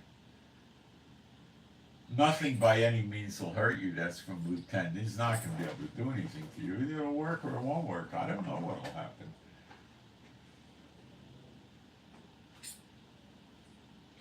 I don't know.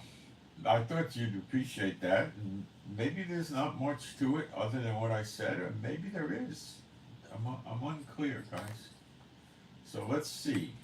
We've been like this before, and the Lord's given us answers, and it might be some really good answer to this. Then we see, just to play with this, we see interesting scriptures. Isaiah 27:1.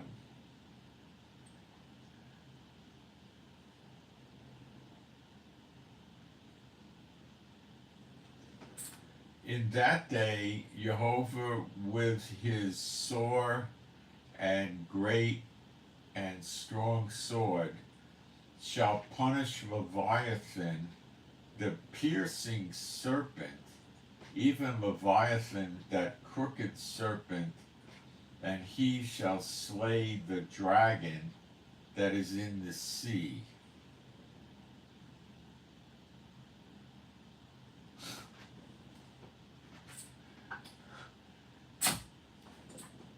The next verse, in that day sing you unto her a vineyard of red wine.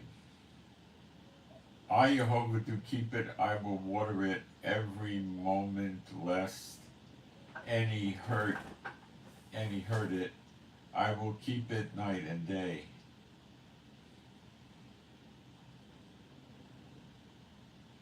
So what is this about? I don't know. Who is this Leviathan? If Leviathan's not Satan, then it's another something. A big, like a sea monster or something like that. I don't know what it is. Is it a word for a whale? I'm not full of answers today. I'm full of questions, okay? But the questions start and then the answers come, unless we really know something already. See, Revelation 12:9. This is extremely hard to kick against. I don't think you can. Revelation 12:9. I don't even want to kick against it, you know. And the great dragon was cast out, that old serpent called the devil and Satan, which deceiveth the whole world. He was cast out into the earth, and his angels were cast out with him. So maybe the angels are not the demons? Did you ever think this could be the case? I don't have a lot to build on to make a case like this, but there could have been demons before Satan was thrown out of heaven with a third of the angels. There was an unclean spirit that went into King Saul, for instance, you know. So maybe the fallen angels are not the demons, they're something else.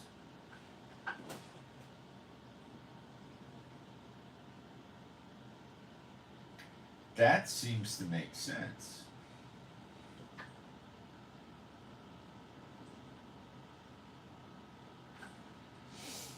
Some more interesting scriptures.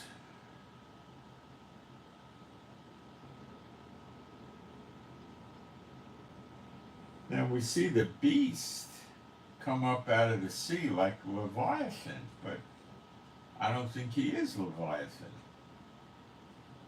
And I stood upon the sand of the sea, and I saw a living beast rise up out of the sea. And that's the beast. And then in verse 2 it says, and the beast which I saw was like unto a leopard and a lion and all that.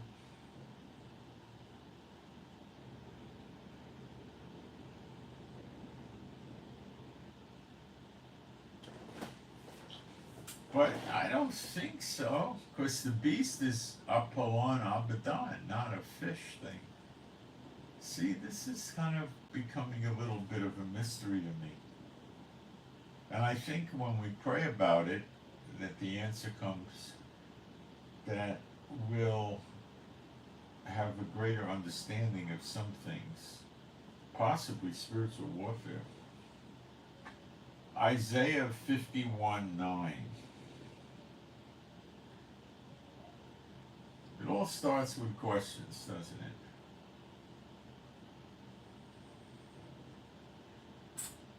Awake, awake, put on strength, O arm of Jehovah. Awake in the ancient days, in the generations of old. Art thou not it that hath put Rahab and wounded the dragon? Hath cut Rahab and wounded the dragon.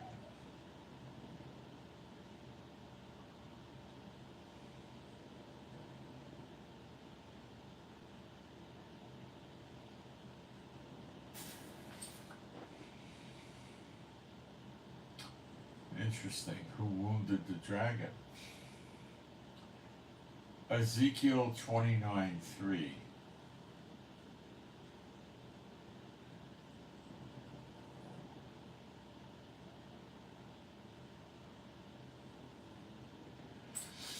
Speak and say, thus saith Adonai Jehovah, behold, I am against thee, Pharaoh, king of Egypt, the great dragon that lieth in the midst of his rivers, which had said, my river is my own, and I have made it for myself. So this doesn't seem to make Pharaoh out to be the dragon. It appears that the dragon is its own thing.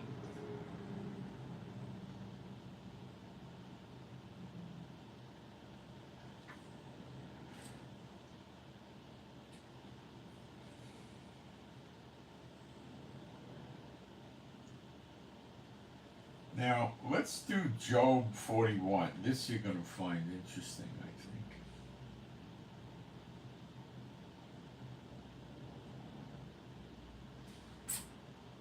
Canst thou draw out Leviathan with a hook, or his tongue with a cord, which thou lettest down. Now, Leviathan, let's see what Hebrews talking about. Come on, stop doing that.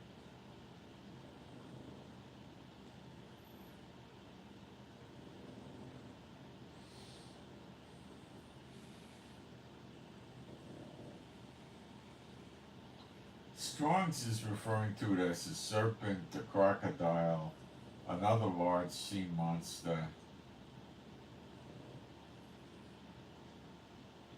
the dragon of the constellation of the dragon. Also calls it a symbol of Babylon. So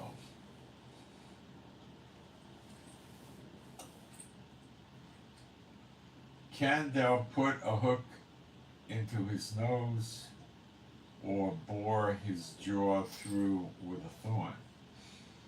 Will he make many supplications unto thee? Will he speak soft words unto thee? Will he make a covenant with thee? Will thou take him for a servant forever? Will thou play with him as with a bird? Or will thou bind him for thy maidens? Shall the companions make a banquet of him? So they would eat him, I guess. If you're going to make a banquet of him, it would appear you're going to eat him, right?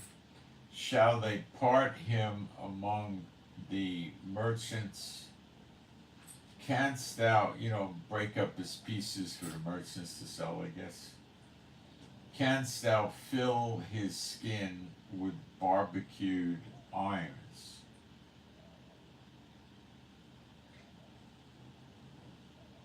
Barbed irons, rather, barbed irons.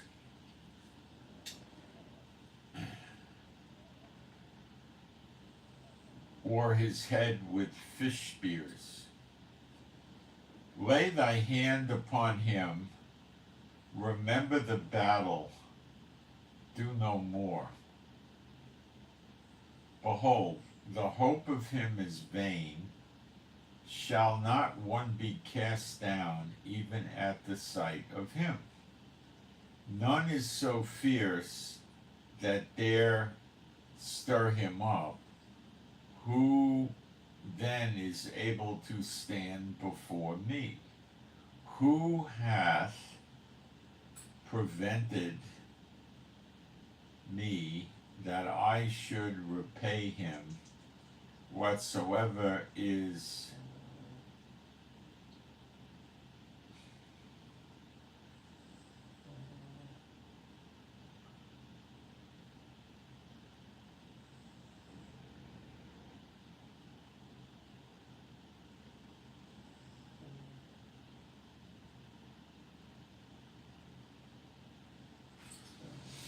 whatsoever is under the whole heaven is mine. I will cease. Who hath prevented me that I should repay whatsoever is under the whole heaven is mine? I guess that's him talking. I will not conceal his parts, nor his power, nor his comely proportion. Who can discover the face of his garment, or who can come to him with his double bridle to control him? Who can open the doors of his face? His teeth are terrible round about. His scales are his pride, shut up together as with a close seal.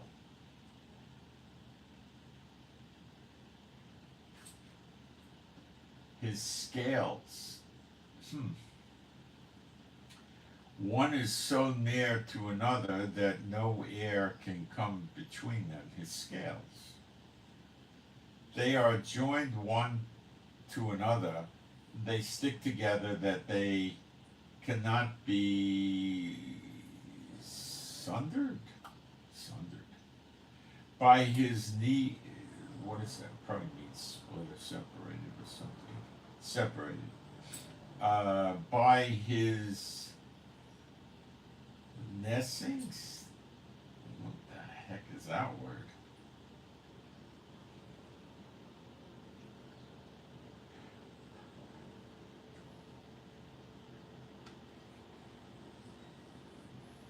Oh, sneezing.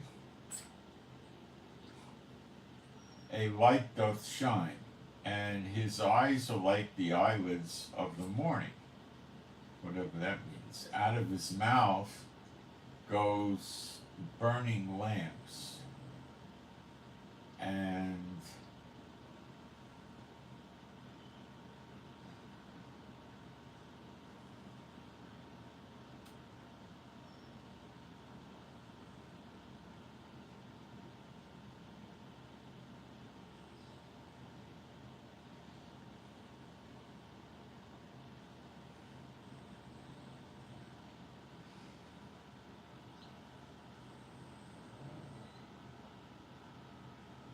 out of his mouth goeth burning lamps, and sparks of fire leap out. Out of his nostrils goeth smoke, as out of a seething pot of cauldron. His breath, let me check this message. I don't think this is the two witnesses at all. Okay, I wouldn't go there.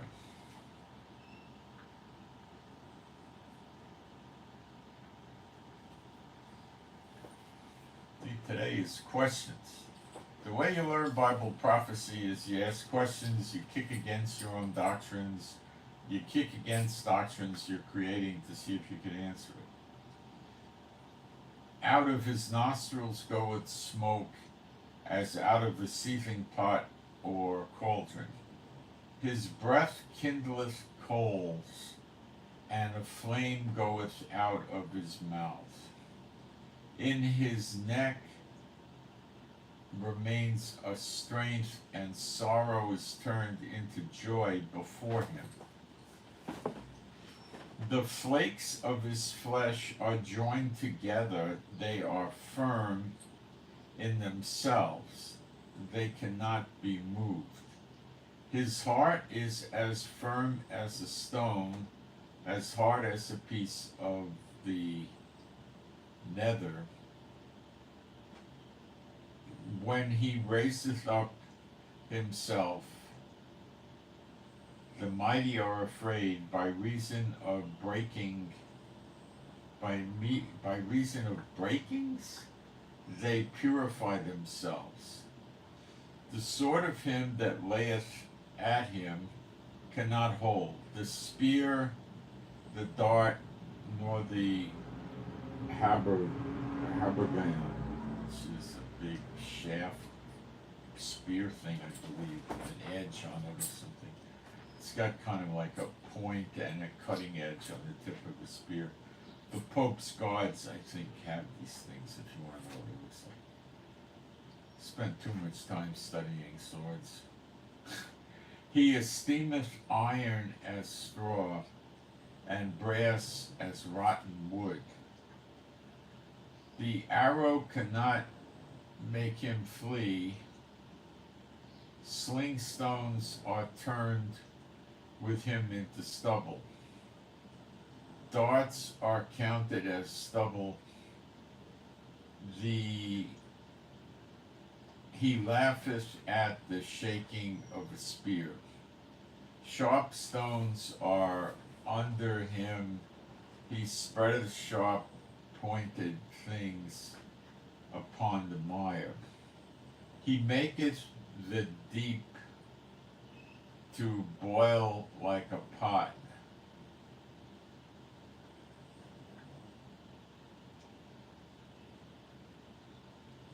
He maketh the sea like a pot of ointment.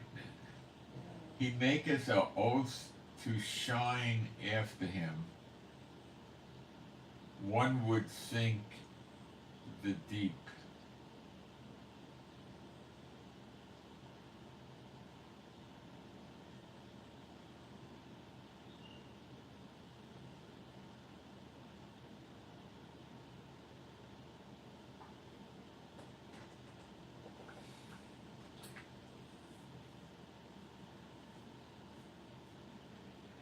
He maketh the deep to boil like a pot, and maketh the sea like a pot of ointment. He maketh a path to shine after him.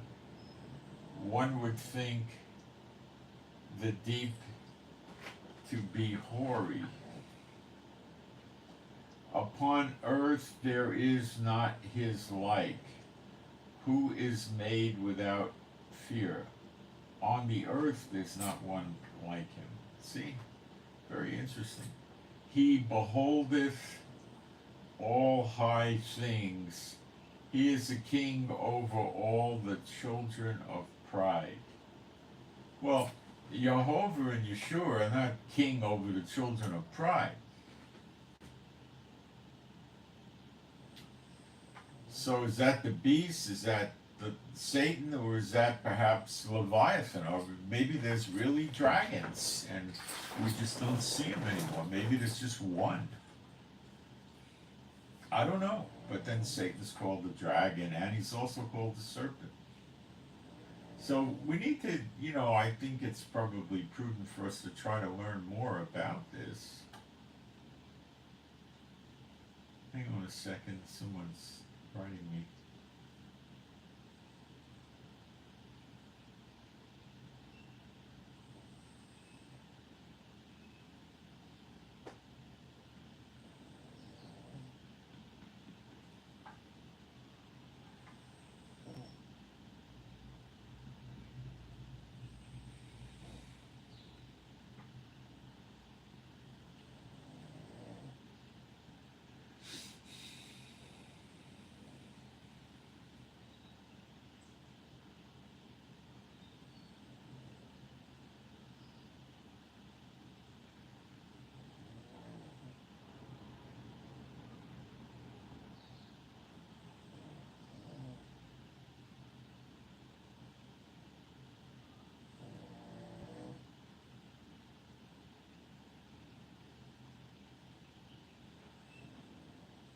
Hold on, I'm reading a message I got from a subscriber.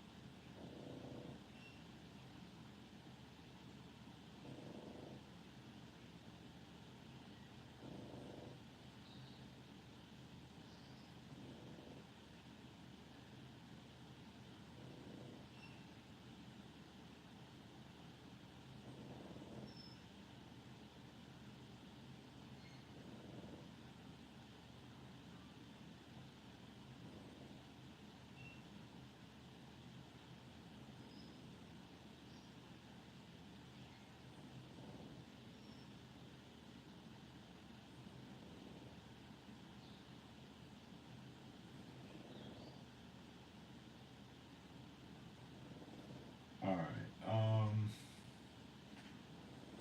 Somebody had a very nice question about new moon starting the month. Okay. There's people that teach incorrect and falsely something called a lunar month. There's no such. It's false. Let me take a break for a minute. I'll explain to you the reality of the Bible calendar and the new moon feast. I'll be back in a minute or so. Be quick break. It was a good question.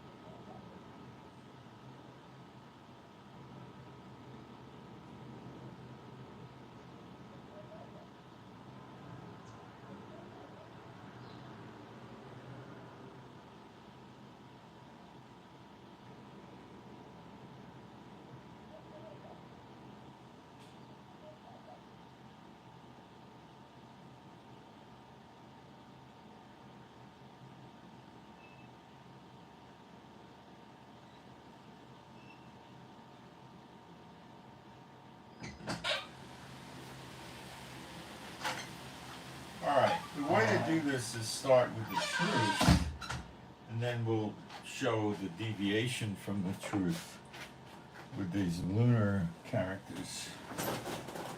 First thing is, a lot of people that follow this lunar cycle thing are not witches or anything. They just didn't know the reality and they got fooled.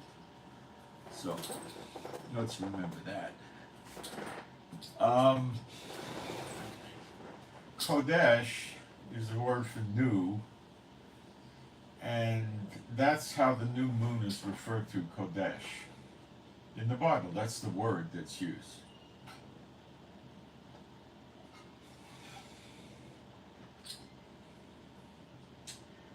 It's a sliver. It's not a full moon, okay? Some people play with the full moon. Forget that. It's a sliver. It's very hard to detect. And when it's seen in the old days, the Levites would gather at, elevated locations around Israel. And they would see, the Bible calendar is 12 30-day months. Okay? When the new moon is seen, they would declare a feast day. Sometimes the new moon's seen 8 o'clock at night. Well, if it's convenient, they may throw a feast that night, or if it's a feast day, they can throw it the next day.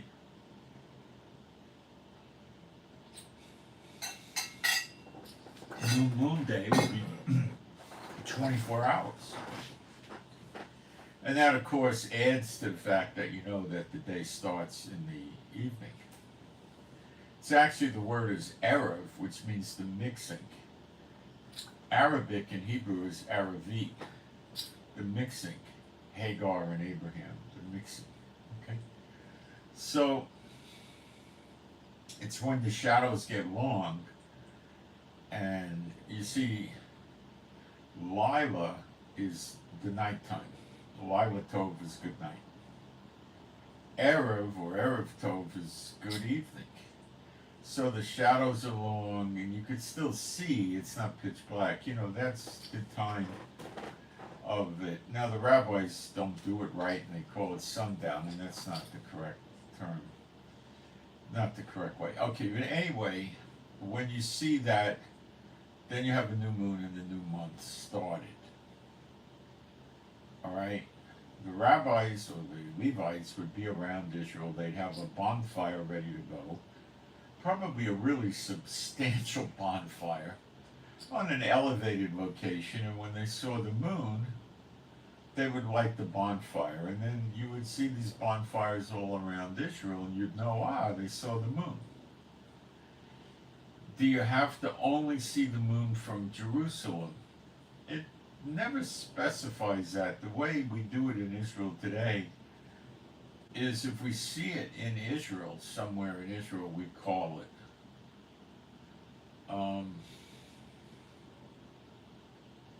But I know the Levites look for it in Jerusalem, but why would they have all these little groups of Levites around Israel with the bonfires? If it was only in Jerusalem, what would happen instead is they would be in Jerusalem with the bonfire, and the Levites would be waiting to see the bonfire. But maybe the Levites that were close would wait for the bonfire in Jerusalem, and then they'd light their bonfire so other people could see it, and then light theirs and like that. So it's really kind of, you can't get to the bottom of it that easily. It could be either way, but for sure we'll be doing it from Jerusalem. That I have no doubt about. I would say that's probably, I would have to search the Lord as if somebody saw it in Haifa and not in Jerusalem. Does the new moon count? I would be hard pressed to say it doesn't. What messes it up is clouds. That's what messes it up. So, moving along, that's Kodesh. The Sabbath is not tied to the new moon, okay? The scripture says 6 days you work and 1 day you don't. the ones that follow this lunar cycle thing they created have days where they work 8 or even 9 days in a row and then rest. And that clearly, emphatically breaks the scripture for Shabbat, and that brings it into category of doctrines and demons. Now, some say, how do we know the Sabbath is where we say it is? Well, the days of the week in Hebrew are numbered, okay? The first day, which sometimes is called Yom Rishon, which means the head of the week or the first of the week, but they're numbered. And the only day that has an official name, Yom Rishon, is the head of the week. It's not a name for a day per se, you know. The way it works is they're numbered, okay? Like Friday is Yom Shishi, which means the 6th. Thursday is Yom Hamashi, which is the 5th. Hamesh is 5, Hamashi is 5th. You know, it means the TH you add on. Okay, so Yom Shabbat starts with that Erev, you know, when the sun is going down, but you could still see it. It's between night and day. That's when you go into Shabbat or Sabbath. Okay, that is the 7th day, but it's not called that. It's called Yom, which means day, Shabbat. Okay? Now, if the Saturday was not the correct day for Sabbath, the church never would have changed it. So that's a great confirmation right there. Serious, I'm being serious. You know,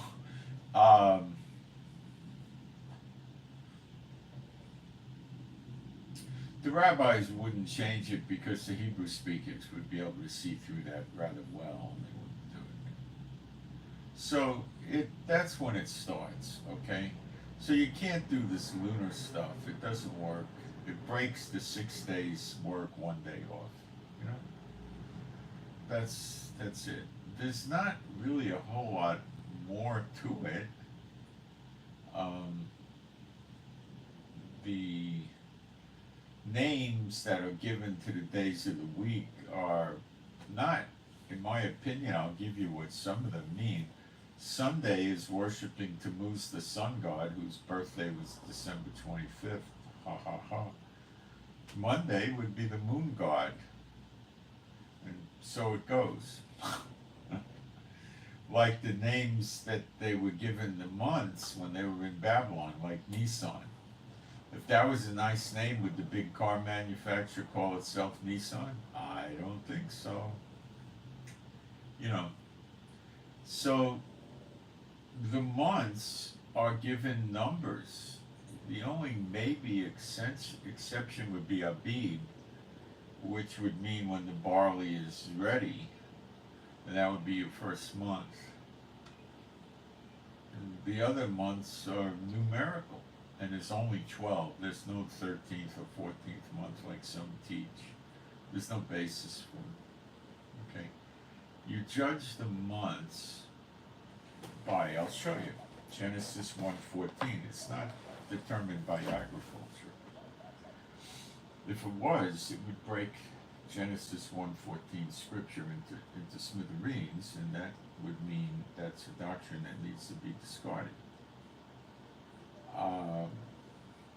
And God said, "Let there be lights in the firmament of the heaven to divide the day from the night." Well, the moon and the sun, right?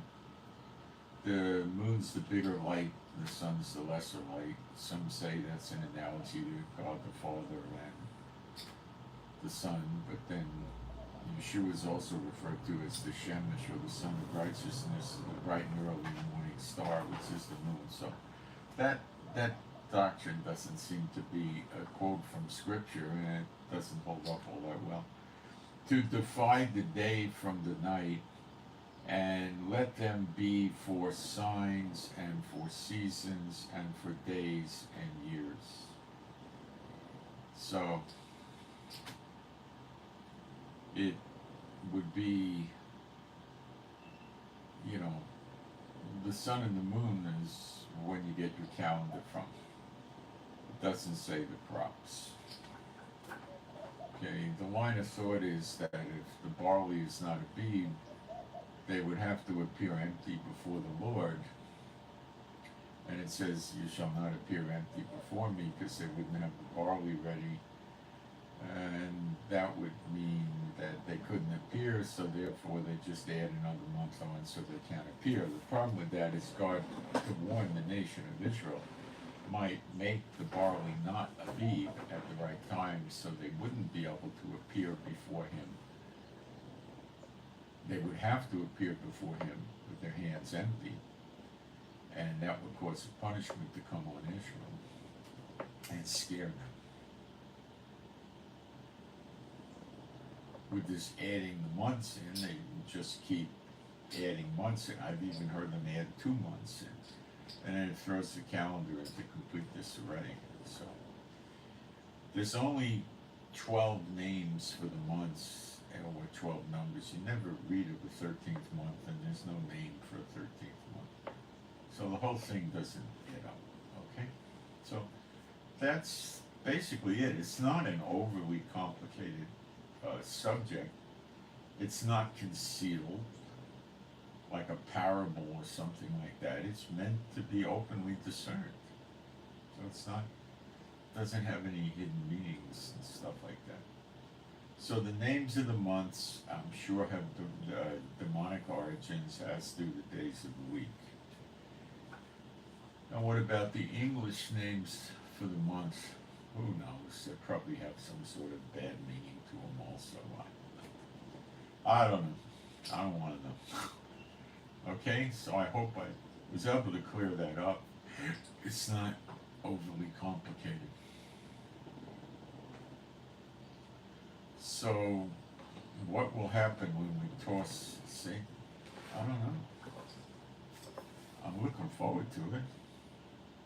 I want to make him weary. He makes us weary. Where does the scripture say, thou shalt not be able to make Satan weary? I never read a scripture like that. So why can't we at least try to make him weary? He can't talk to, 20 people at the same time, like the Lord and Yeshua can. He can't do that. He has to appear to them. Now, he can do that for a few seconds and then take off, but yeah, he talks to them. I don't think he communicates with them. Well, he might. Yeah, he might. But he generally shows up and talks to them. They don't have faith. They need to see him and hear him, and then they oh, look at this. They're not going to. Faith is believing in things you don't see. Okay, so they need to see this jackass. Now, is he capable of concealing his appearance from them? Yes. Yeshua was able to do that when he rose from the dead. He walked with them on the way, and they thought he was one person. Then he changed his appearance, and then realized they were talking with Yeshua. So I believe Satan could do that also, being a spirit. Satan was never made out of flesh, as far as I know in the Bible. And so he could do that. So I saw him as he really is many years ago in a vision, I believe it was.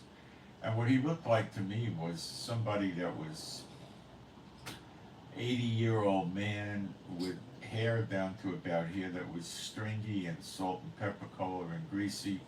And he'd wear a dirty, kind of old, worn out, rough cloth smock robe thing that came down below the knees, and it was like a brownish gray, more like a dark brownish color thing, and he was an old haggard man looking thing, okay, drawn in cheeks, old looking, I'm sure that's not how he can just shows himself to people. He's a deceiver, he's a liar, he's a murderer, so.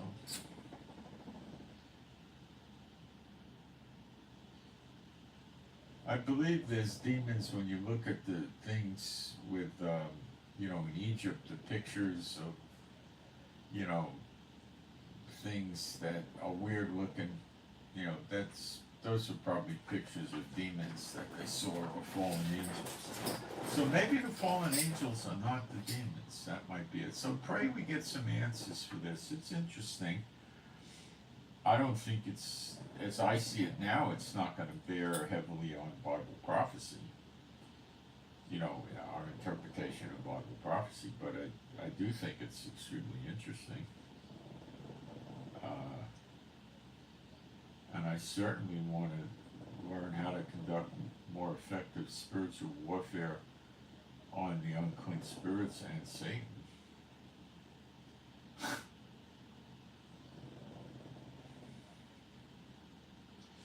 Okay, a prayer request for initials ZM, Zebra Mike, ZM, Zebra Mike, prayer request to get closer to Jehovah. For ZM, Zebra Mike.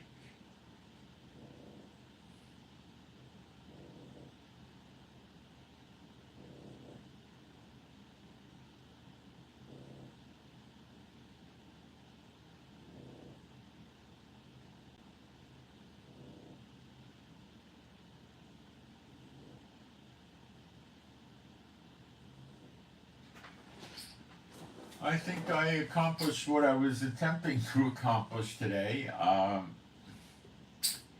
I think the situation with Iran is not over because I'm quite sure Iran and Iraq and Syria are going to get devastated, and Lebanon, and Syria.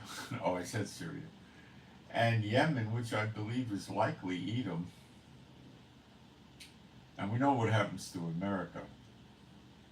Now, it is possible Biden pops his cork and turns on Netanyahu. Netanyahu is cocky and arrogant and will not always listen to Biden. And Biden is now a different creature than he was previously. Why? Because he's not running for his re-election. You got to remember that. And he might be thinking he could take greater latitude with being ugly to Israel and get away with it. Kamala is rather ugly towards Israel anyway.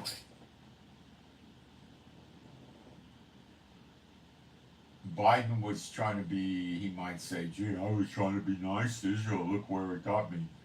I'm not even a candidate for president now. He might change his mind.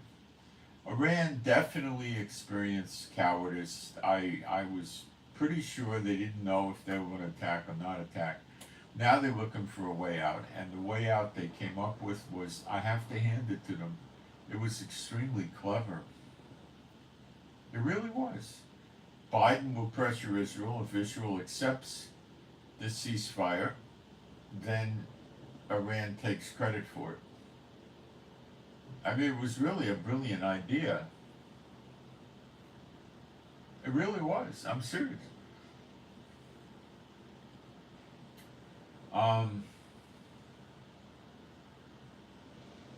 Now, remember, Israel is getting ready to go into Lebanon. I can't imagine that it's not.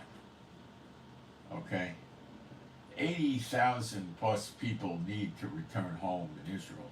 And the only way that's going to happen is to shove these Hezbollah maniacs back into Lebanon a good distance and keep them back. So, I believe Israel is just attacking and attacking and attacking Hezbollah to keep knocking them down and knocking them down and knocking them down. So the amount of resistance or offensive attack to Israel gets minimized, and we polish them off. It will be a vicious and brutal attack. And as I told you yesterday, Biden does not care about that because in his mind, it's most unlikely that the Israelis would ever occupy Lebanon for real, like with settlers, and take it back. Of course, we know that'll happen. But he thinks that because there's a Lebanese government proper, in Lebanon, once we polish off Hezbollah, the Lebanese government will step in and take their correct role as the government, and Israel will not be able to conquer the land. And Biden doesn't really care about Hezbollah getting annihilated. He doesn't give a hoot. And there's been numerous evacuations of the people in the South Lebanon area for a long time now. So there's not a tremendous risk of humanitarian crisis like in Gaza. Where the heck are they going to relocate to? They go from one part of Gaza to another. Then where they go to that other part, Hamas lights up with missiles and shooting, and then they got to move back. And they can't do that in Lebanon.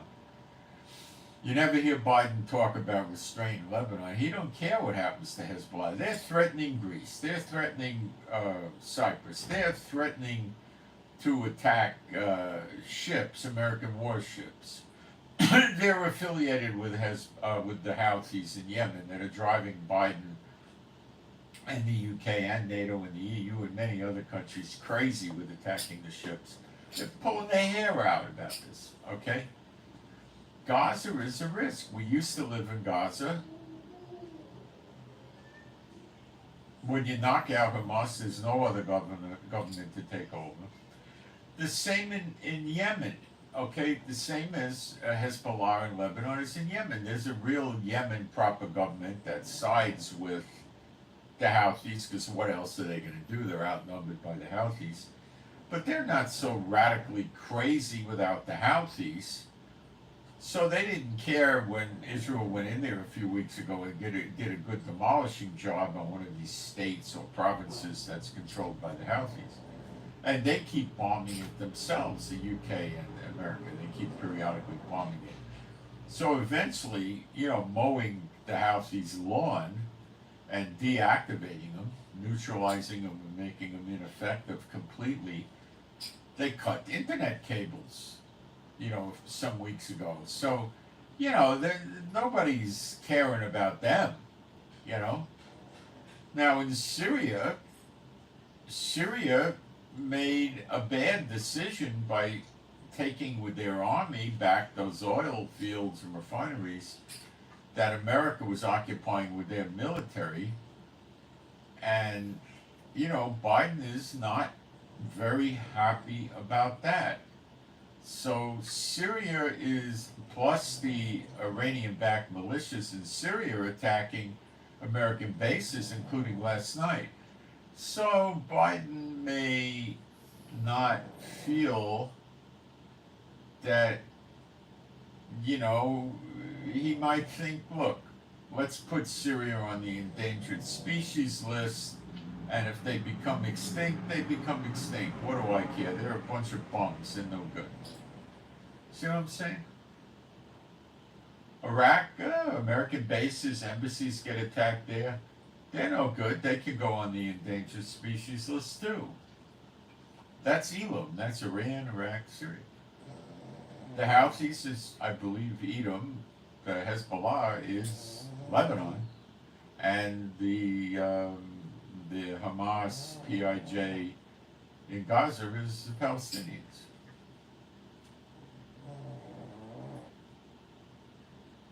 Jordan is Ammon, Edom. Saudi Arabia is Arabia. Oman doesn't exist in the Bible, neither does the UAE. I guess it's part of Arabia. Neither does Kuwait, Bahrain, or Qatar exist. They must be parts of other countries.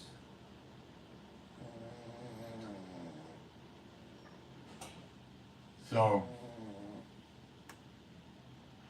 I'm very interested to see what goes on with Ukraine and Russia. We're at a point where NATO may decide to give Russia a good lawn mowing, a real good one. Their goal, from what I've been hearing for years, is to break Russia up in pieces. It's fine with me, guys. Go ahead. I don't break them up. I don't care. They might do that, and it looks like they started with Ukraine occupying. over there.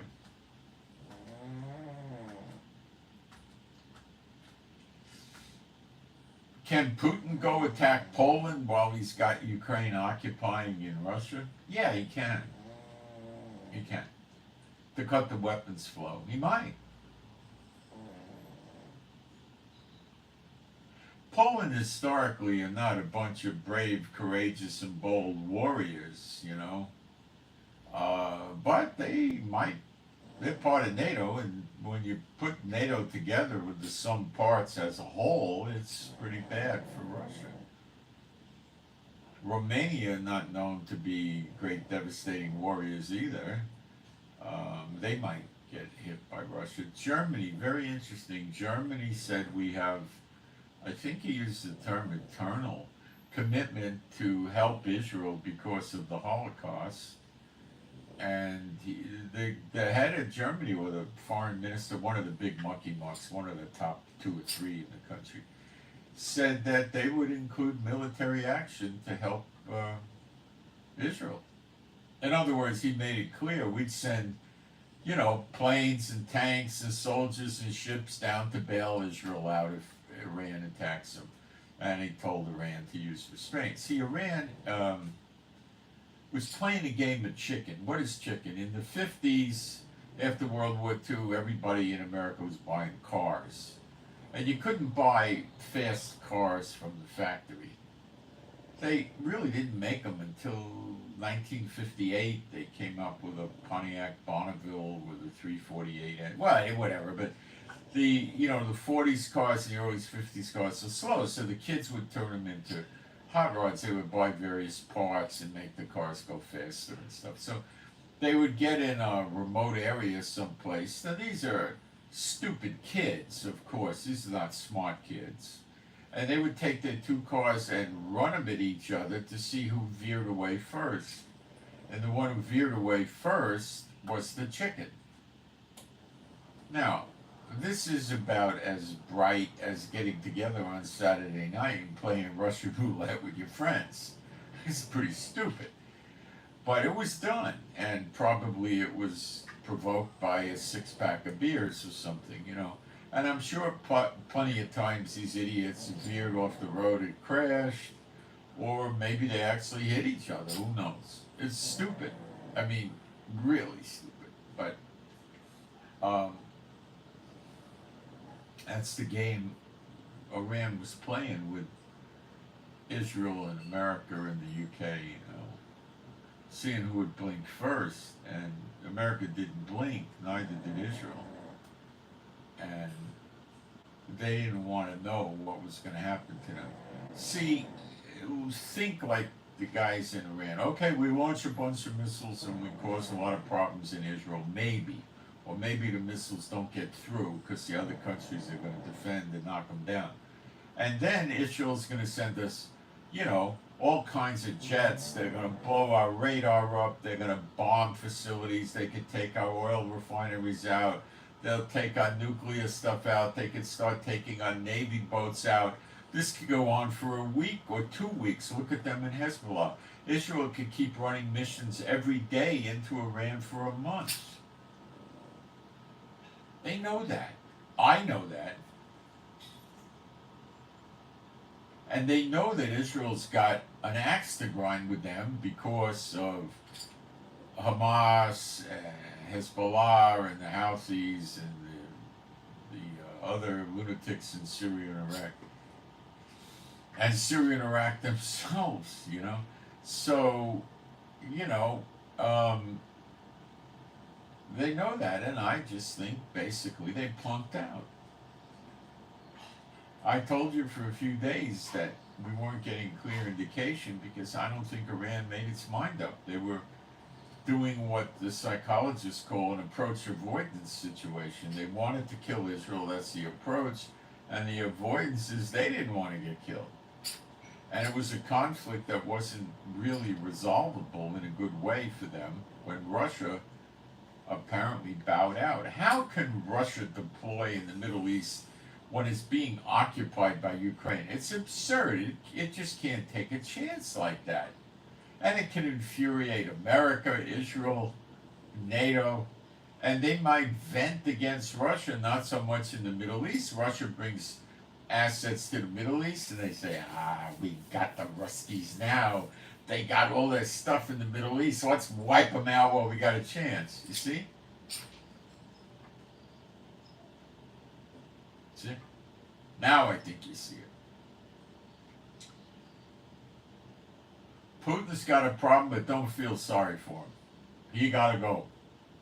He's an enemy of the Lord. Let him go. Are all the Russian people no good? No, not at all. But the Putin government people, they gotta go. They're no good. Well, how can you live with them? You know, they're godless people. They're, immoral.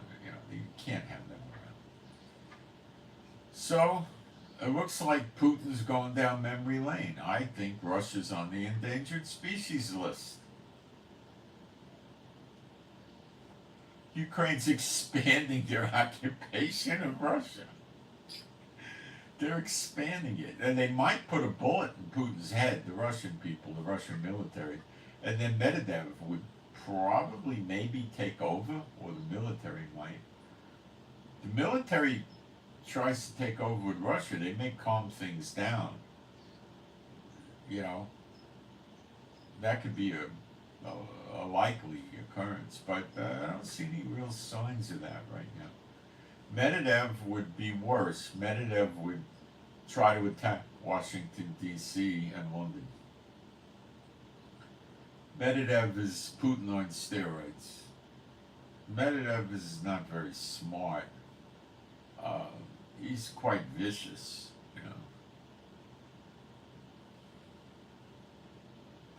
So we watch and wait, and we see. I don't think Russia's got a good way out of this. And Ukraine, remember, if Ukraine gives weapons to Russia, Ukraine is moving. If Iran gives weapons to Russia, drones and missiles, they're going to move up on the endangered species list very rapidly. The world is very tired of Iran. Very tired. The Houthis and their ship sabotage certainly saw to it. This is not just bothering Israel. The world doesn't care that much about that. But this is messing up a lot of things. And they're afraid they're going to shut the Mediterranean off from the Atlantic. I can't even imagine the disaster that would cause for Europe. I'd have to think about it for a few hours. It'd be devastating. I'd have to research. It'd be very devastating. And that's Iran talking like that. And they could shut the Persian Gulf, and they could start attacking oil refineries in the UAE, in Kuwait, in Saudi Arabia, and jack oil prices up. Europe, instead of $8, $9 a gallon, could pay $18, $20. They're not happy. They're not happy.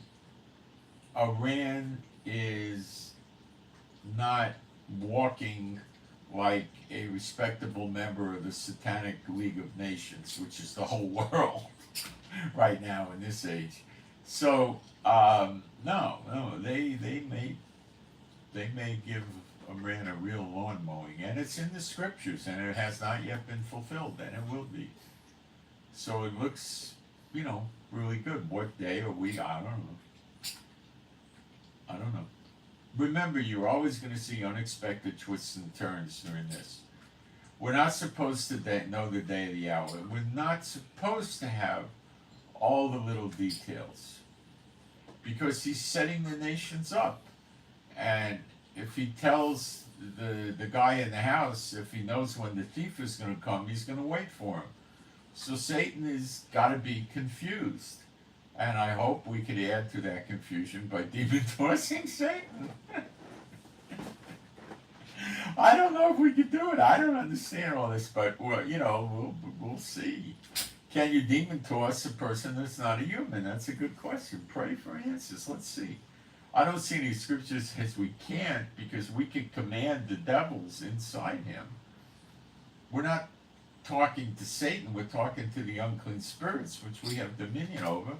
So we could tell them, just get the heck out of Satan, and the dragon and Leviathan and the beast and the false prophet. Why not throw the whole lot of them in and go to the place unclean spirits go where they're thrown out of humans and stay there for a long time? I don't know, send them there for a week or two, vacation in the dry, hot place. I like this sort of wearying Satan. I can't stand Satan. I do not like that piece of garbage, nor the devils. I really don't like them at all, not at all. So today was probably a rather entertaining live stream. I hope you enjoyed it. We watch and we wait to see what develops. I'm very, very certain that Israel, beyond the shadow of a doubt, is going to move into Lebanon because 80,000 plus people got to come home. Okay? So, and the Hezbollah went too far with Israel. And yeah, they have a lot of missiles, but how many missile launchers do they have for the sophisticated missile? Look, if you got 25,000 really great long-range missiles and you got 10 launchers, all you can do is launch 10 missiles at a time. As soon as you launch, Israel's GPS is there. There's jets coming in shooting rockets at that launcher. There's artillery pelting down on that launcher. There's tanks headed for that launcher. Yeah. It's good for one shot, guys. That's it. The amount of missiles you have is not as highly relevant as the amount of missile launchers with it. Okay? See, when you're in Israel, you learn these things. For instance, they taught me this 30-something years ago when I was working on a kibbutz. I mean, this is the life in Israel. They told me if you're walking and you see an enemy plane coming at you, strafing, shooting machine guns, and you see the path of the bullets is going to miss you, stand still. It's hard, but stand still because he has no time to change and hit you. Okay? The guns, you know, he's not going to be able to hit you. But now they got guns that they can sometimes, well, with helicopters really, and yeah, some go. They say the best thing is to stand still. If it looks like the path of the bullets is coming at you, just throw yourself to the side. You only have to miss by an inch, you know, just fling yourself 1 or 2 feet and it'll miss you. He's flying too fast. He can't be going like this, and he's covering ground too fast. You know. Nice, huh? Nobody ever told you that in America or Europe, did they?